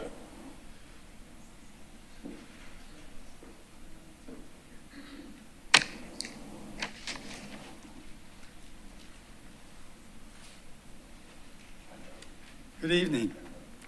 Ken Campbell, resident of Hilton Head Island. I am a great supporter of workforce housing. I've devoted time, energy, and treasury to it, and will continue to do that. And I think you've heard from everybody in this room virtually that they're supporters of workforce housing. I won't turn around and ask, but I think if they raise hands, you'll see a lot of hands go up. The only person I don't think in this room is dedicated to long-term workforce housing solution is Mr. Despain. The project he is proposing does not accomplish that purpose. Some people have not been able to study this deep enough. If you look at what this project will be, could be, in 15, 20 years, it could be 100% retirees. It's a very good location. It beaches close by. There's transportation. You can walk here, walk there. There is no restriction on this project that protects workforce housing. Every speaker up here has talked about workforce housing and the campus. This is not a workforce housing project. I ask each of you to look at your legacy. People said here 40 years ago, we're celebrating that. What would they think if a council 40 years later is going to approve a density of over 30 per acre on a parcel of ground? They'd be rolling, those who are still alive, I apologize. Others would be rolling over in their graves. What is your legacy 40 years from now? This project is not workforce, it's high density, 30 units per acre. We're talking about major city centers. So please recognize it's not workforce housing. With respect to USCB, people have spoken about that, kind of a mistake on the lake, here it's a mistake on the island. Let's make it survive. Look at the documents that have been submitted to you, both from the workforce aspect, from those companies. They have an option, they have a letter of intent. USCB has a letter of intent. In that letter of intent, they give up 34% of their parking spaces. Do they get compensated for that? Yes, in that they may get workforce, some students there. However, look in the detail there, and you'll also see that there's a compensation element. How much is USCB getting from the developer? I would make sure that both the developer and the university say there's no financial compensation. Please look into these issues before you take your vote and commit yourself. Thank you. Thank you. Any other public comment? Ms. Ruffner. Hello, Chris Ruffner. I didn't prepare anything because I didn't think I was going to be here. But I do want to say, counter what he just said, because we have the biggest employer that's, in Beaufort County, who is actually supporting this project. So I don't know why, if it wasn't, if it didn't conform to workforce housing, why he would be for it. And even Riley's, or the second biggest, is also for it, except for a few parking spaces, but they're also using use for the USCB, so those parking spaces are utilized for that. And then as far as Patsy, we've already seen now the work for the, our employers here have already said that they make more than what you saw on that chart, so please take that into account. As far as yours, you want 0 to 90%, but you're going off the chart that you see that's flawed, so just take that into account. Thank you. Thank you.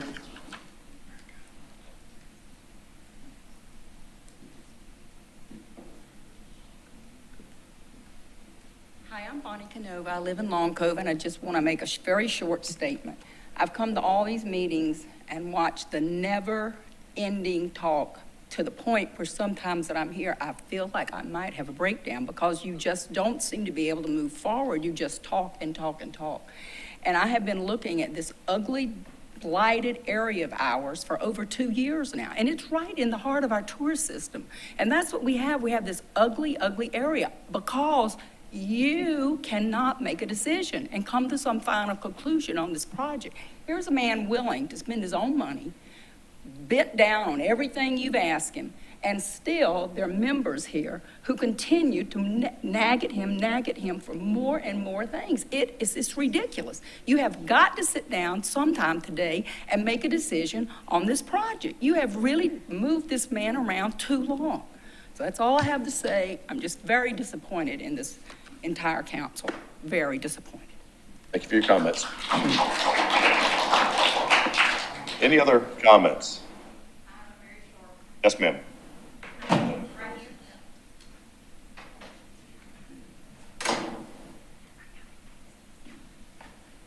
Hello, I'm Eva Smith, and I'm the department chair for the Hospitality Management Program at the University of South Carolina, Beaufort.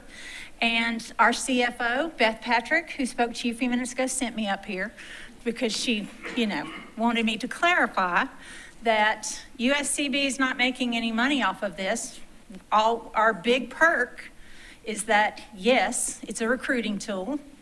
Absolutely. We want 64 more students in hospitality management. Absolutely. The other thing is that we have the right of first refusal on those 64 rooms. So should we not be able to fill them, somebody else can have them, which those individuals will work here, will be workforce development housing. Anybody that lives there, it's workforce development housing. It makes sense. It's a great thing for USCB. Yes, it is. Absolutely. I've been on a TV thing, which scared the bagoozle out of me, but I did it. I was on this video, scared the bagoozle out of me, but I did it. Standing in front of you all scares the bagoozle out of me, but I did it. I've done it 3 times now. And I only remembered my name this time. But I wore my name tag. So, see, I wanted to be sure. But anyway, we're very appreciative. We're very excited about this opportunity. And I know it's a long day for everybody. I've sat through probably 10 hours of this conversation, but it's worth every minute if we can move this forward. Thank you so much. Thank you.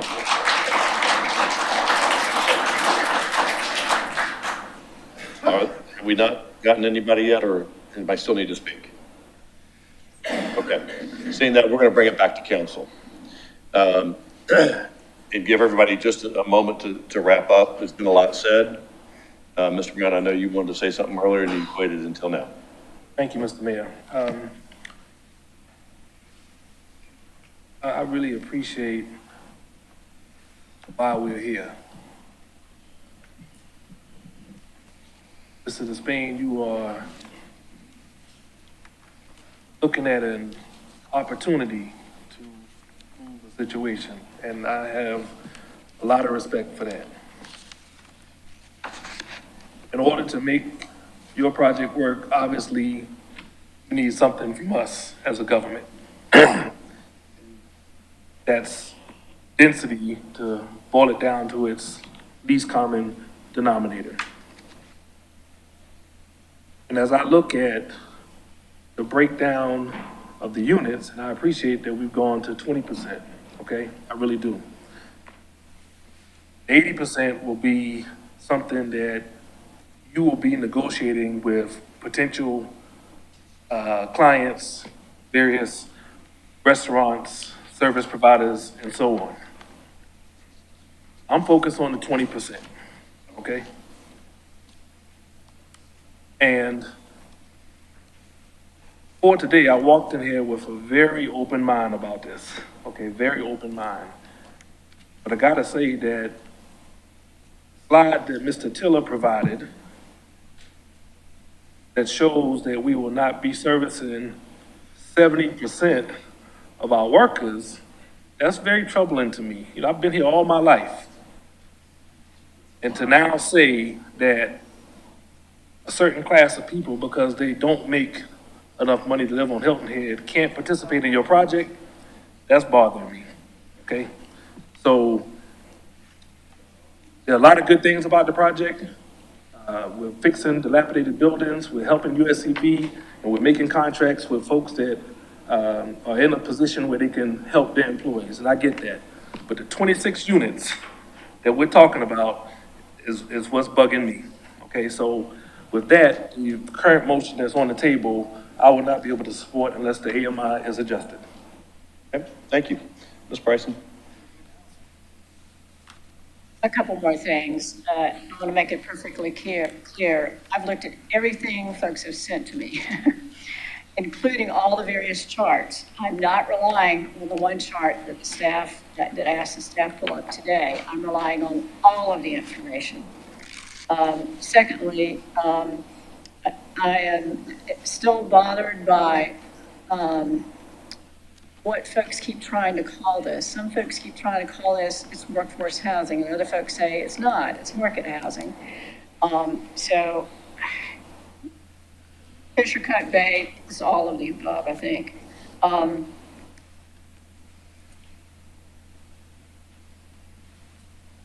The motion, as I understand it, does not tie the shared parking specifically to educational use for so long as it's used for educational use, and also does not tie it to the number of beds.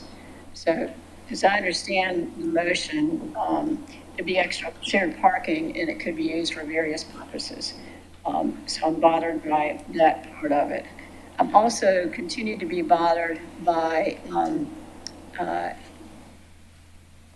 the policy that previous town council adopted to require workforce housing to be good for 30 years. I've already mentioned Aquaterra. I stand by what I said.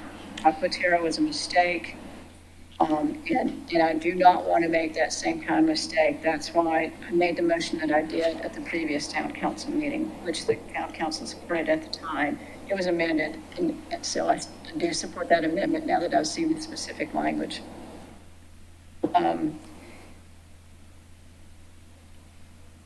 I'm still thinking about exactly what to do. I'd like to hear what Mr. Ames has to say, but I want to propose an amendment to the motion after he speaks. Yep. Mr. Stanford? Any comments? You've heard my comments. Okay. Thank you. Mr. Alfred? Anything additional? Only one slight minor thing is that I think we should look at the appropriate time at the contracts that the developer will enter with our various merchants, particularly with respect to renewal rights, to make sure that they go on for a period of time, that the employers are protected. Available, units will be available. Ms. Becker? A couple things. Thank you for the chance. To Patsy's comment, I want to point something out again from earlier today. During the Finance and Administrative meeting. There was a proposal made by the Coastal Community Development Corporation that was enthusiastically received and recommended to move on to the town council for further consideration. Those who are opposing this overwhelmingly and enthusiastically supported that program, noting this to you all and reminding those who attended that meeting. Nonprofits provide rent that serve 50% to 120% AMI. Not 0 to 120%, but indeed 50% to 120% AMI. And you were all in favor of that which will cost this town initially $600,000, and then an option for recurring costs year after year to be put into that. So I would like to just gently remind you that this you supported, and here you're having difficulties with it. Please be consistent. Okay.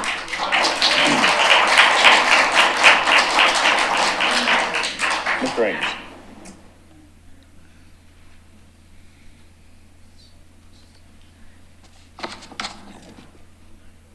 I'll briefly share what I see as the vulnerabilities of the text amendment.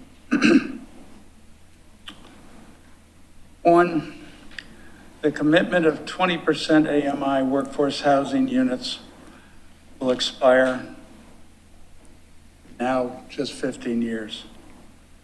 Approval of the amendment simply pushes the housing crisis down the road to another time and council. This council knows it must think longer term in support of workforce housing. Two, there is no commitment the remaining units are or will be for island employees. Without a workforce housing provision for these units, the project is a market rate apartment complex.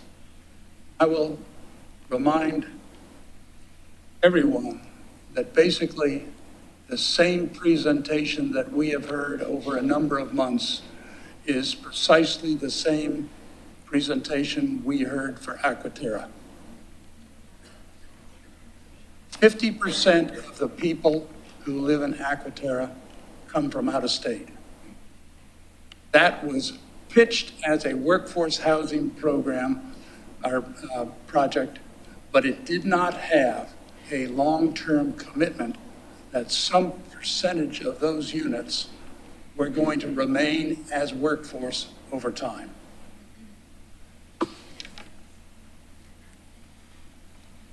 Also remind all of us that workforce housing is the reason substantial concessions are on the table. Virtually every person who presented today said, we're getting workforce housing without tax dollars. The project is pitched as a workforce housing project, but it doesn't have language that protects it as workforce housing over time. These concessions rewrite existing LMO regulations in material ways. Density, off-site parking, workforce housing standards. The text amendment increases 440 by right units to a proposed 1,084 in the text amendment. The text amendment permits shared parking on public property for this development, but the LMO has prohibited it for businesses that have been on the island for decades and could have benefited from it. Further, the text amendment permits shared parking for residential developments. This is prohibited by the LMO. I simply do not agree these concessions are justified or prudent. 4, the text amendment amounts to creating public policy for a single developer before there is a community planning process. Next month, the Public Planning Committee will be hearing the presentation by staff on the Bridge to the Beach district plan, which includes this very property. The risk is decisions are made narrowly and in isolation of broader impacts and of community, I beg your pardon, and of community expectations and needs. Finally, this is spot zoning. Pure and simple, from the beginning and in application. Consequently, it could be challenged in court. I have been on council long enough to have seen the risks of adopting developer-driven zoning changes and text amendments. They are fraught with risks, unforeseen consequences, and certain public criticism. Again, think of Aquaterra and think of what's happening on Folly Field Road. Desecration of a forest. I didn't support those rezonings, and I can't support this text amendment. I hope this has given citizens pause to judge for themselves whether this text amendment is good public policy and should be approved by council. But I would like to make a motion because I feel strongly that if this is going to move forward, for it to be a benefit to this community long-term, it has to restrict to some degree the use of that building for workforce housing. I have an amendment. Wait. Robert's rule, you have a motion on the table. I would, excuse me. Okay. I know. I was going to move to amend the motion. We amend this motion that I'm making, we vote on that, and then we vote on the amendment. We vote on the motion. No, we vote on the amendment first. I'm moving to amend the motion. Curtis. Ames's proposal would be an intervening motion which he may make. Thank you. Kimberly, do you have it up?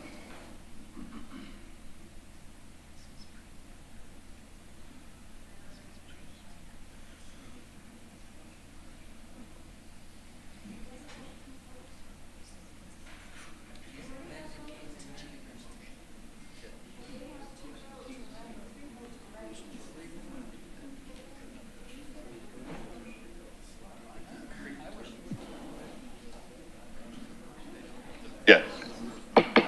Just keep it in order, please. All right. My motion is to approve the Islanders mixed-use text amendment with the following amendment. In Islander mixed use, there shall be 3 housing types: student housing units, workforce housing units, and Islander mixed-use units. Student housing units shall only be required if a project has shared parking agreement with an educational use. These student housing units are a separate category and are counted separately from workforce housing units and Islander mixed-use housing. 20% of the total workforce housing units and Islander mixed-use units shall be workforce housing units rented to households earning up to 90%. Now we have to change that to what's the motion? 120 of the area median for Beaufort County as defined by the Department of Housing and Urban Development. Of the remaining 80% of the total workforce housing and Islander mixed-use units, 75% will be rented to households with at least one resident of the town of Hilton Head Island who is employed full-time in the town of Hilton Head Island, following the guidelines specified in the Islander mixed-use workforce housing agreement requirements.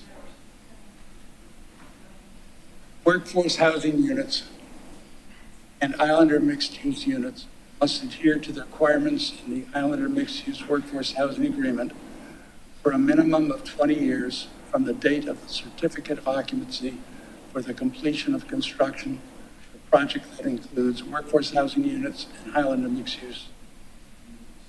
These requirements shall be evidenced by restrictive covenants or other documents recorded in the Office of Beaufort County Registrar of Deeds. Annual verification of the workforce housing and island employee requirements is required. That is my motion. Is there a second? Is there a second? Okay, there is no second.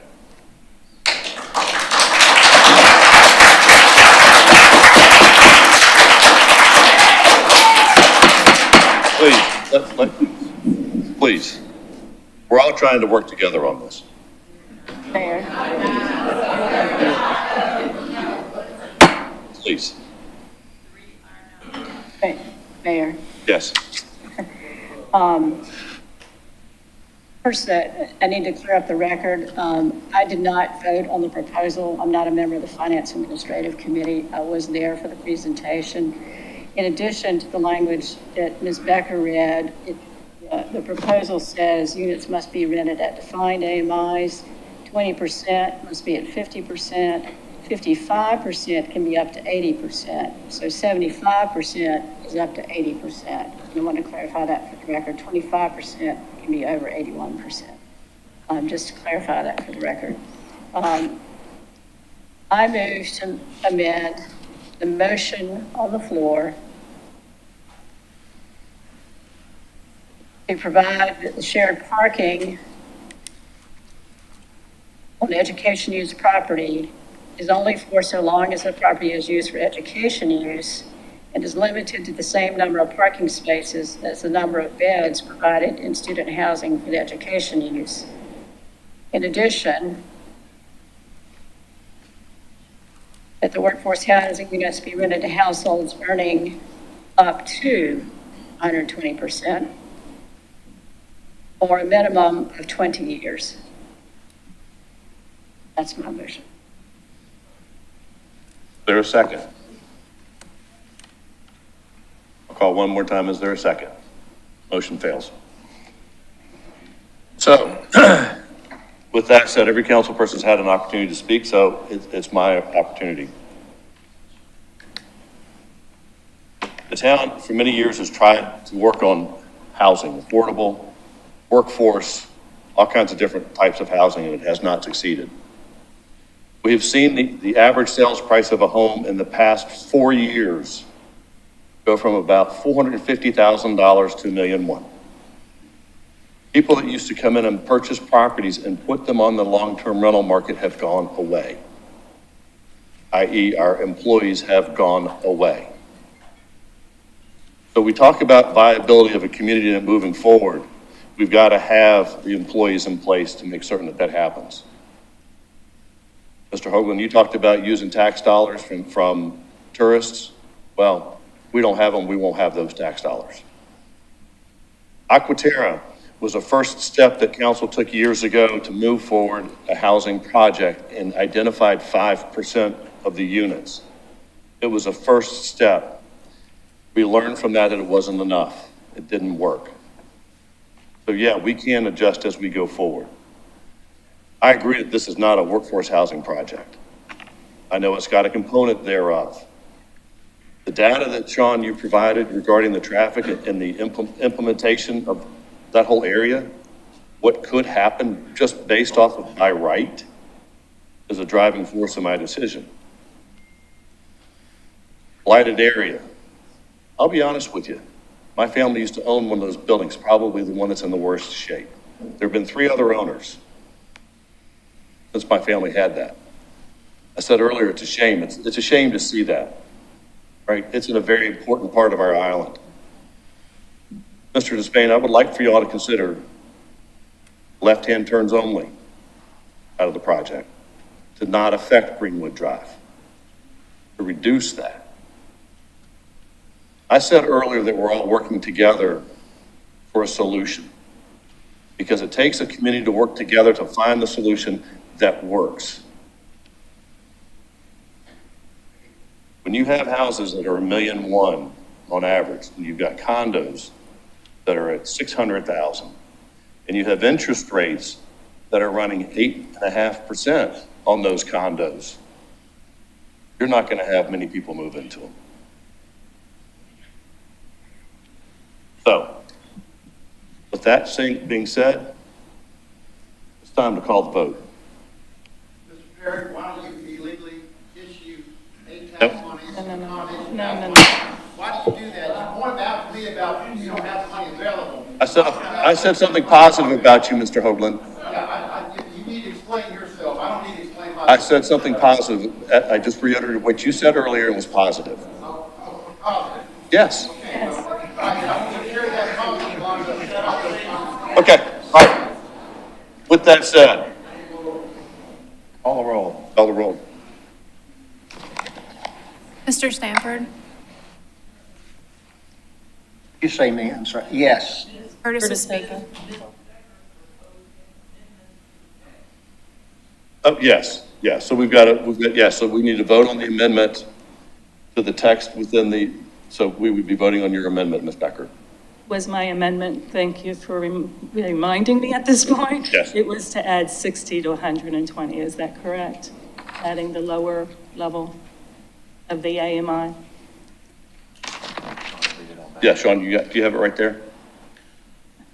No? Okay, so no, it's fine. I have, well, no, I have It's 60 to 120%. 20% for 15 years. That's what it was on. It Yes, was 20% at 120% AMI for 15 years. AMI is 60 to 120% in that range. 4-bedroom. And four bedroom, bedroom yes. per dwelling maximum. But that's in the text. Yes, it is. So no amendment on that. Yes. So we are voting on 20%, 120% AMI, going from 10 years to 15 years.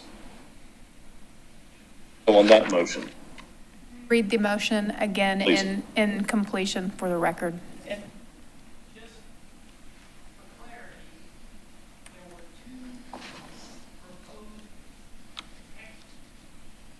right.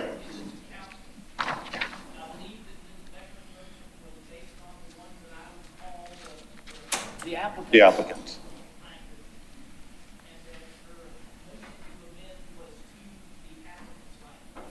That is correct. That is correct. I thought I incorporated all of that into my initial motion, but Correct. I have, yes, the version of the ordinance I'm looking at is the applicant's response. The motion to amend the shared parking did not get a second and failed. The amendments include going from 15 to 20% for Islander mixed use, from 130% as proposed by the applicant to 120% based on the HUD AMI, and to increase the years from 10 to 15 on the duration of the workforce unit. Correct. Please. Stanford? Mr. Stanford? I'm thinking about it. I'm sorry.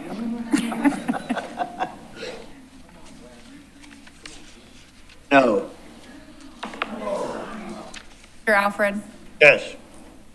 Becker? yes. Mayor Perry? Yes. James? No. Bryson? No. Brown? No. Okay, now we have to vote on the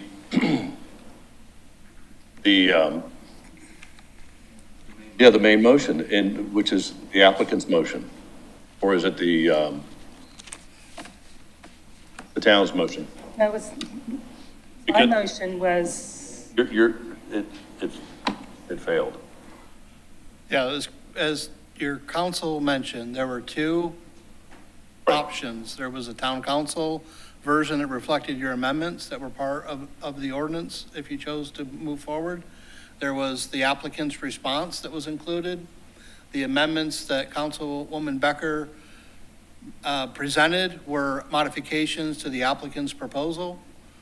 Those amendments didn't pass based on your recent action.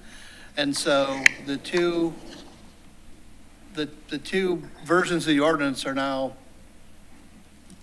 in front of you unamended.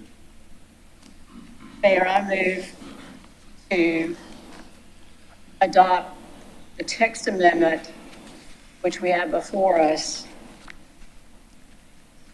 which was based upon motion we adopted on July 18. Is there a second? I'd second that.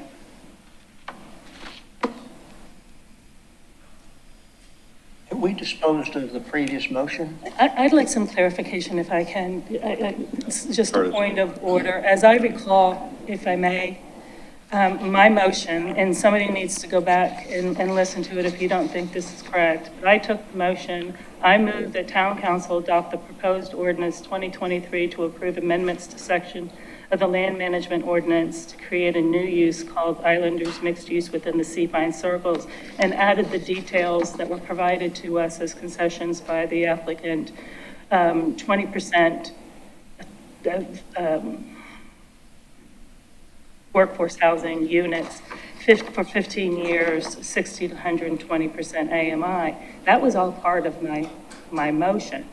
Correct, but again, unless I misunderstood you, your motion was to adopt what I'll call the applicant text with. Along with these provisos. Along with those changes. Correct. That was my motion. Right, and so that motion failed. So, and my intention was that those changes be incorporated into that, into the applicant's motion. Those were concessions that he was providing. I certainly was not making an amendment to that as a separate amendment. It was all one. I did not understand the motion that I was voting on. And we've got a problem here. All right, so, Well, hang on, let's keep one at a time, please. Kim, I'll pull the presentation up. I'll go to the page that was the applicant use conditions, because I think it'll help clarify what's before us. Because the motion that was made by Councilwoman Becker wasn't either of the two that were part of the ordinance and packet that was delivered to town council. So it is an amendment to one or the other. Based on the amendment, it appeared to be the one for the applicant. It definitely was the one for the applicant.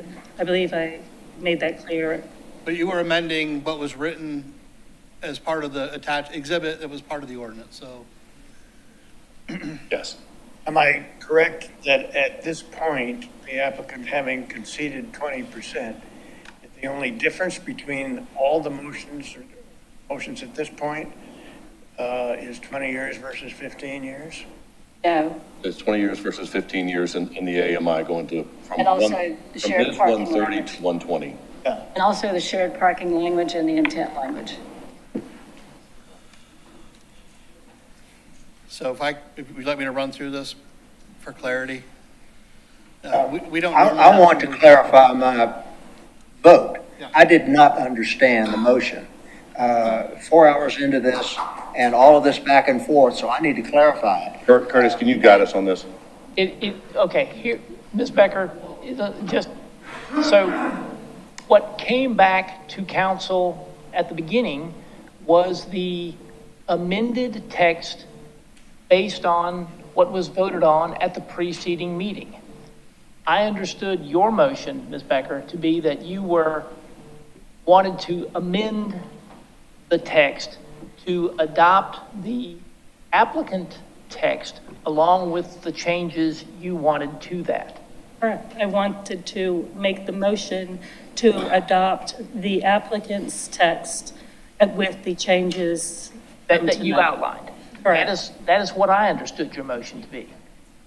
So for clarity, I thought additional things were being added in there. Okay. And so I did not understand that, and if I can, I'd like to withdraw my vote.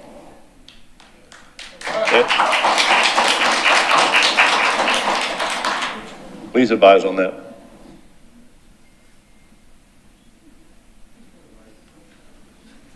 Can we clarify by having the motion stated again? I think that at the point you're at, someone on the prevailing side would have to move to reconsider that vote. I would move that we reconsider.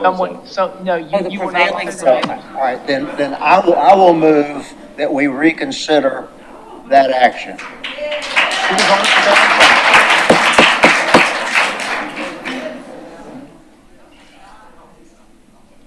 Okay, is there a Second, second? I'm on the wrong side, excuse me. That's right. I'm on the wrong side, I can't do that. You can Seconder can be on any side. be on either side, okay. It's been seconded. So it's been motioned and seconded. So let's call the roll again, based off of, Motion to reconsider, and then we'll have to vote again, correct?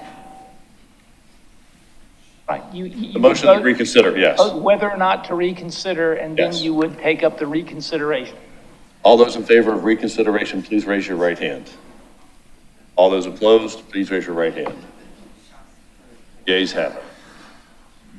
Now we go to vote on the amended applicant's text amendment with the changes that that the applicant stated of going to 120% AMI, 20% of the units for 15 years. Okay? All right, all those in favor, please raise your right hand. All those opposed?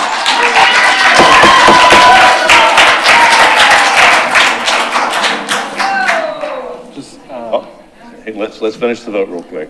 What? Yeah, I think, Ms. Bryson also has a motion and a second that we have not voted on. Just to kill it, just for the record, that is on the record as well, isn't it? Just want to make sure. She made a motion, but if there was no I second, made previously, there was no there was second. no second. Oh, Mr. Ames seconded. You did? Okay. There were two motions made, there were no seconds.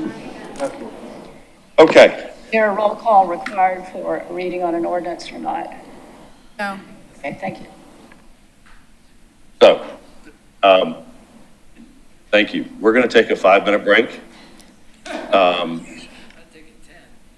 And I want to say that we've heard everybody from both sides and heard from everybody up here as well. It's serious and we take it seriously. We have been discussing this now, not only for the past 10 hours, but 2 years. A lot of emotion has gone into this. Remember that as we go forward, that everybody is working, trying to make it fit their opinions and their ideas. So, with that being said, 5-minute recess.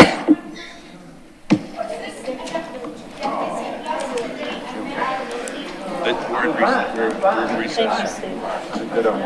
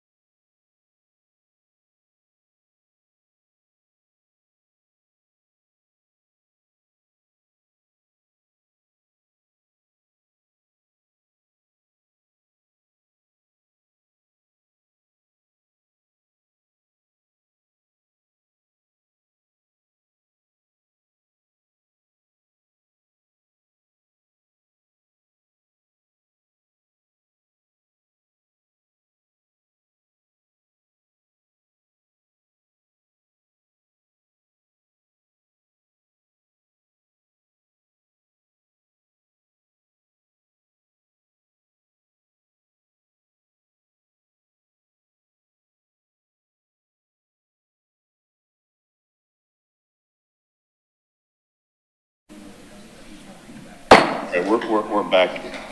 We're back from our little recess there. So next up is Mr. Sunday. Tommy Sunday will present a consideration of a resolution to the town of Hilton Head Island improving the technology and innovation strategic action plan. Good evening, Mayor and Council and Town Manager. Thank you for a few minutes of your time this evening to talk about our strategic plan.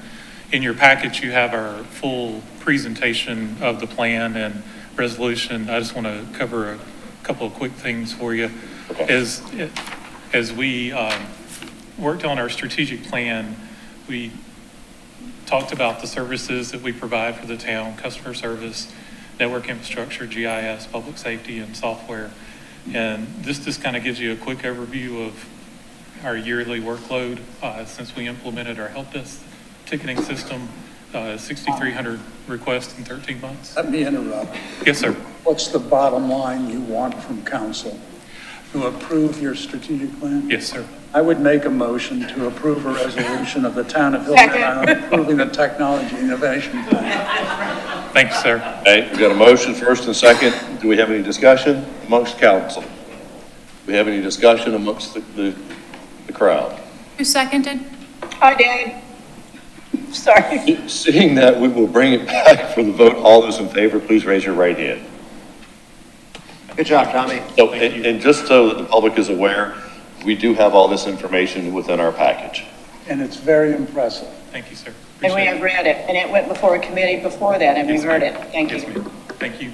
Next, we have Sean Colin presenting a consideration of resolution of the town of Hilton Head Island, South Carolina to support the town's renewal application to the League of American Bicyclists for the Bicycle Friendly Community Award. Do you have anything you want to add to that?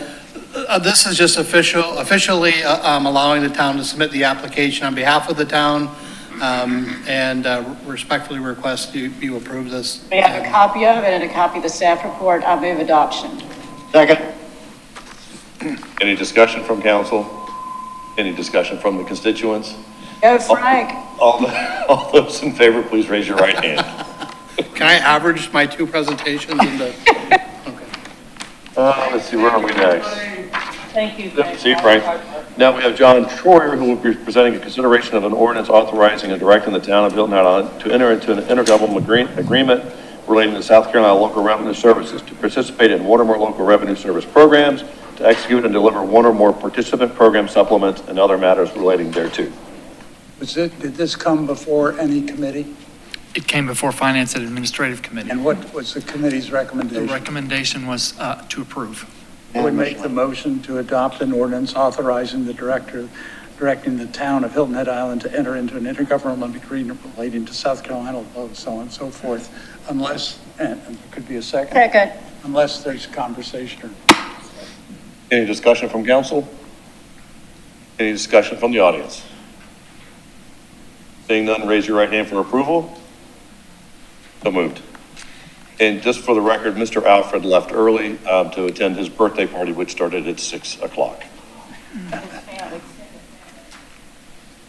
Okay, John will now provide a presentation regarding a consideration of proposal ordinance number 2023-18, amending the millage rate of the town of Hilton Head Island General Fund and Debt Service Fund for this fiscal year ending June 30th, 2024, so as to perform required rollback of millage pursuant to South Carolina Codes of Law, Section 12-37-251. I move adoption. When we built the budget without reappraisal, and so this proposal just takes that piece back, and I'm not seeing the presentation, but does take the millage rate back to offset the increases based on the reappraisal. And so our... Want your presentation, John? That's required by state law. I think we... As required by state law. And so when the budget was adopted, it was adopted saying that we would roll it back. And so this would roll it back from 23.1 to 21.4, 7% to offset our reappraisal. My apologies, Mayor. I thought we had to make a motion before he could start. And this is too important to rush through, so I apologize.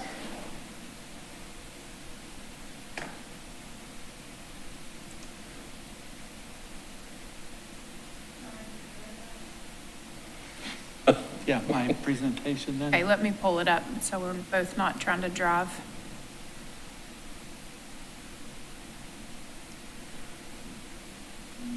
Have your presentation. Should just be the PowerPoint, or, I mean, the PDF. Kim, to help, yeah, it's probably in the staff report if it's not pulling up right now. As an attachment to the staff report. Not in there. Don, I suggest you get through your staff report. Kim, pull the staff report up and let's go through that because the content of what we're looking for is and should be in the staff report, please.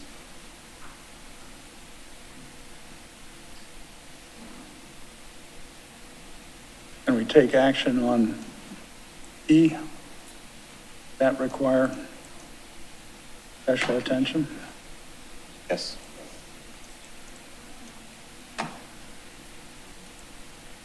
Got it, John? I do.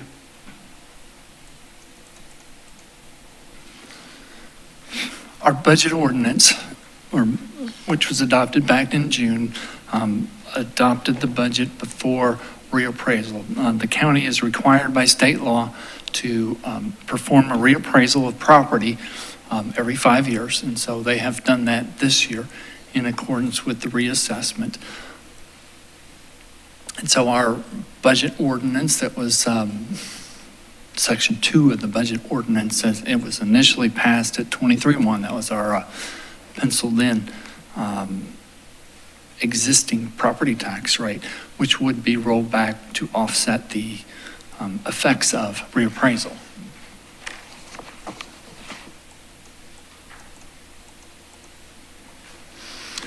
The different components of the tax rate, you can see the before 17.2 for the general fund, 5.9 for the debt service fund, the total of 23.1 mils. That was the consistent with last year. And then the reappraisal is about 7%, and the reduction is the 15.9, the 5.5, and the 21.4. And so we have a process that's provided for by the South Carolina Department of Revenue. And so we have a calculation format, which you'll see just in a minute. And we have the data, which is provided for by the county. And so we put those two together to come up with our reduced tax rate.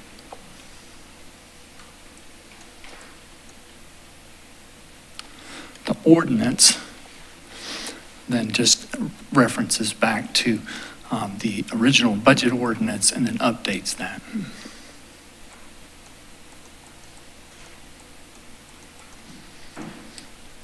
You can see with the property taxes, we start with last year's property taxes billed. We take the adjusted taxable value and come up with a ratio, and it gives you a millage rate. And the millage rate is only comes down to 21,444. The state law only provides for a one digit, and so we have to reduce that down to the 21.4.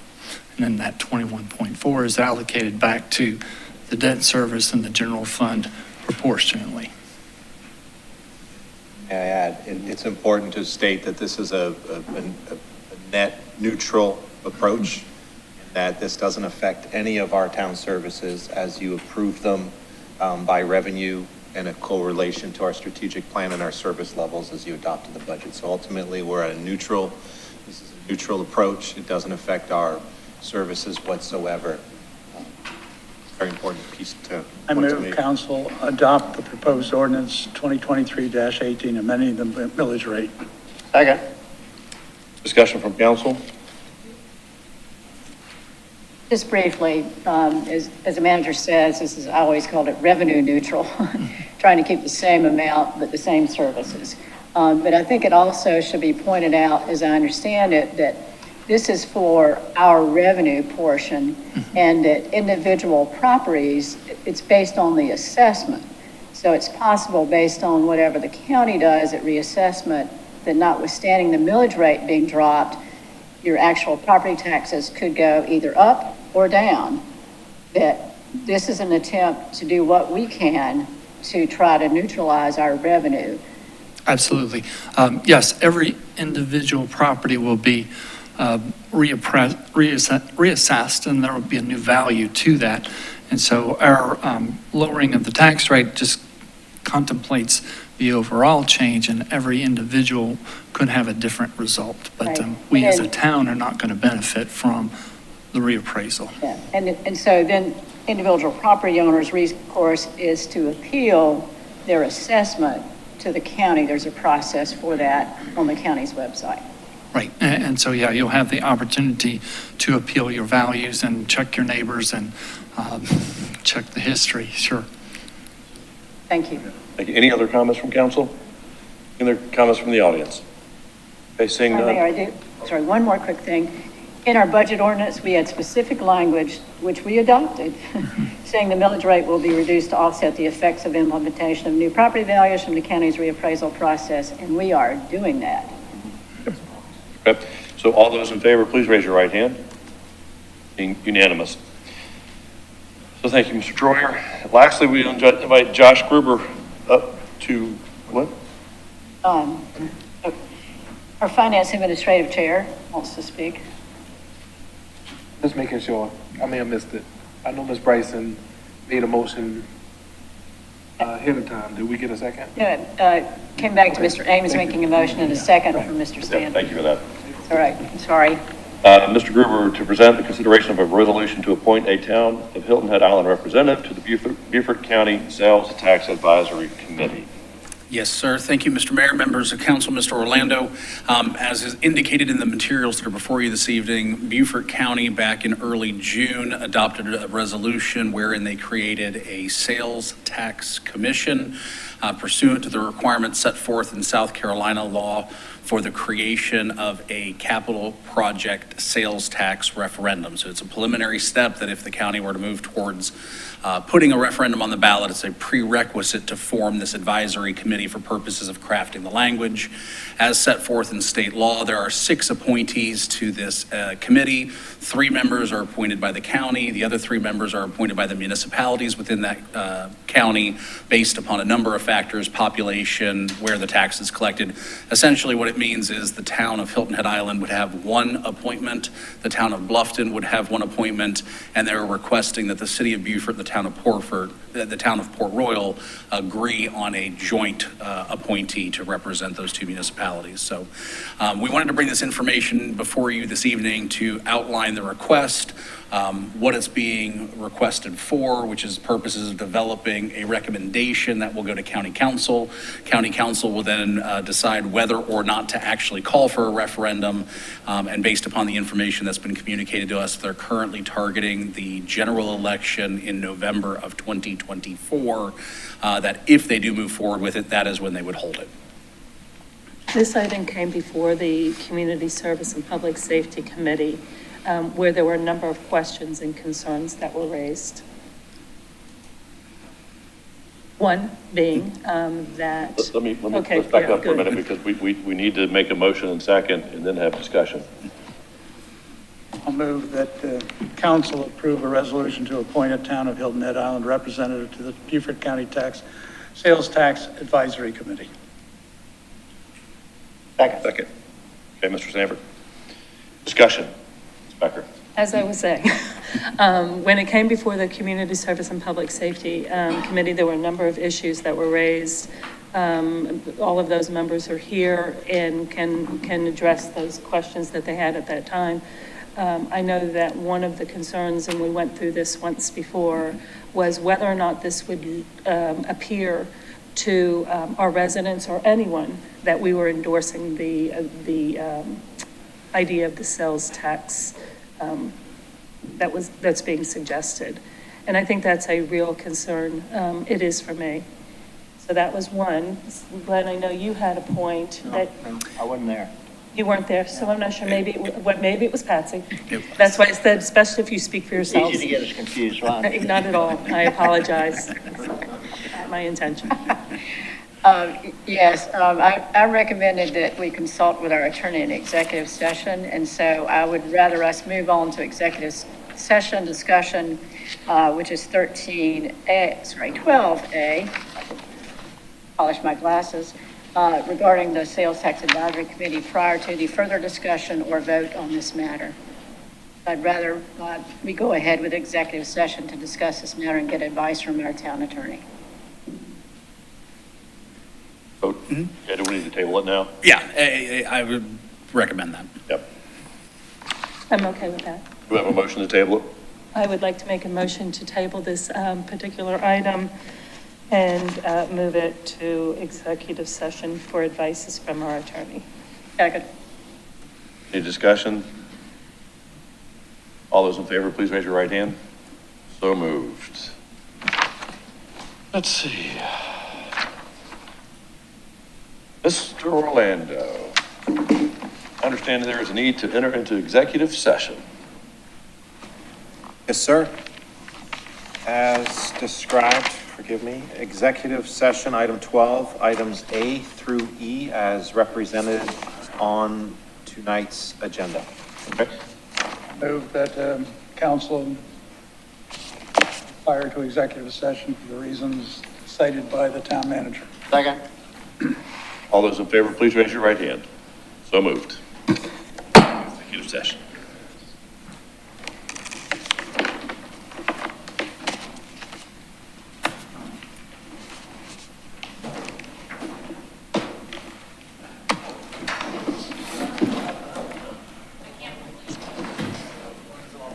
Oh, I got it. I got these lines down there. Hi.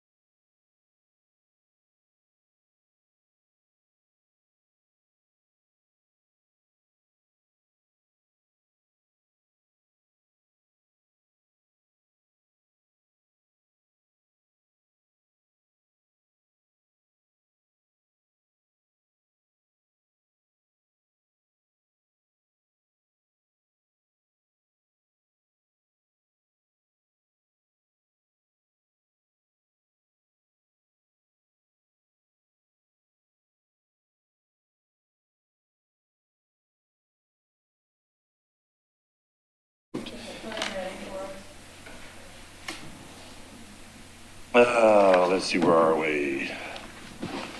Mr. Ames, what action do we have coming out We of? actually have two motions. The first is I move that the town council authorize the mayor and the town manager be authorized to execute and deliver the agreement by and between the town of Hilton Head Island, South Carolina, and Palladium Plaza Limited Partnership for the purchase and sale of 1.8 acres more or less on Pope Avenue and such other and further actions as may be necessary to complete the transaction described in the agreement.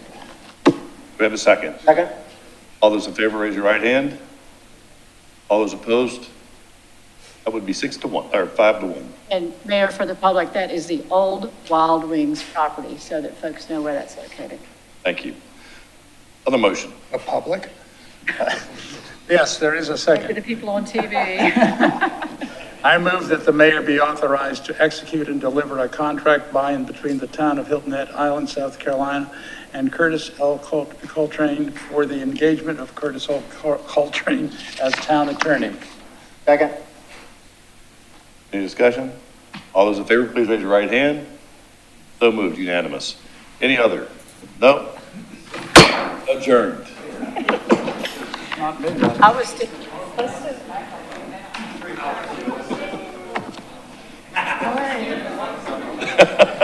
Wait, this is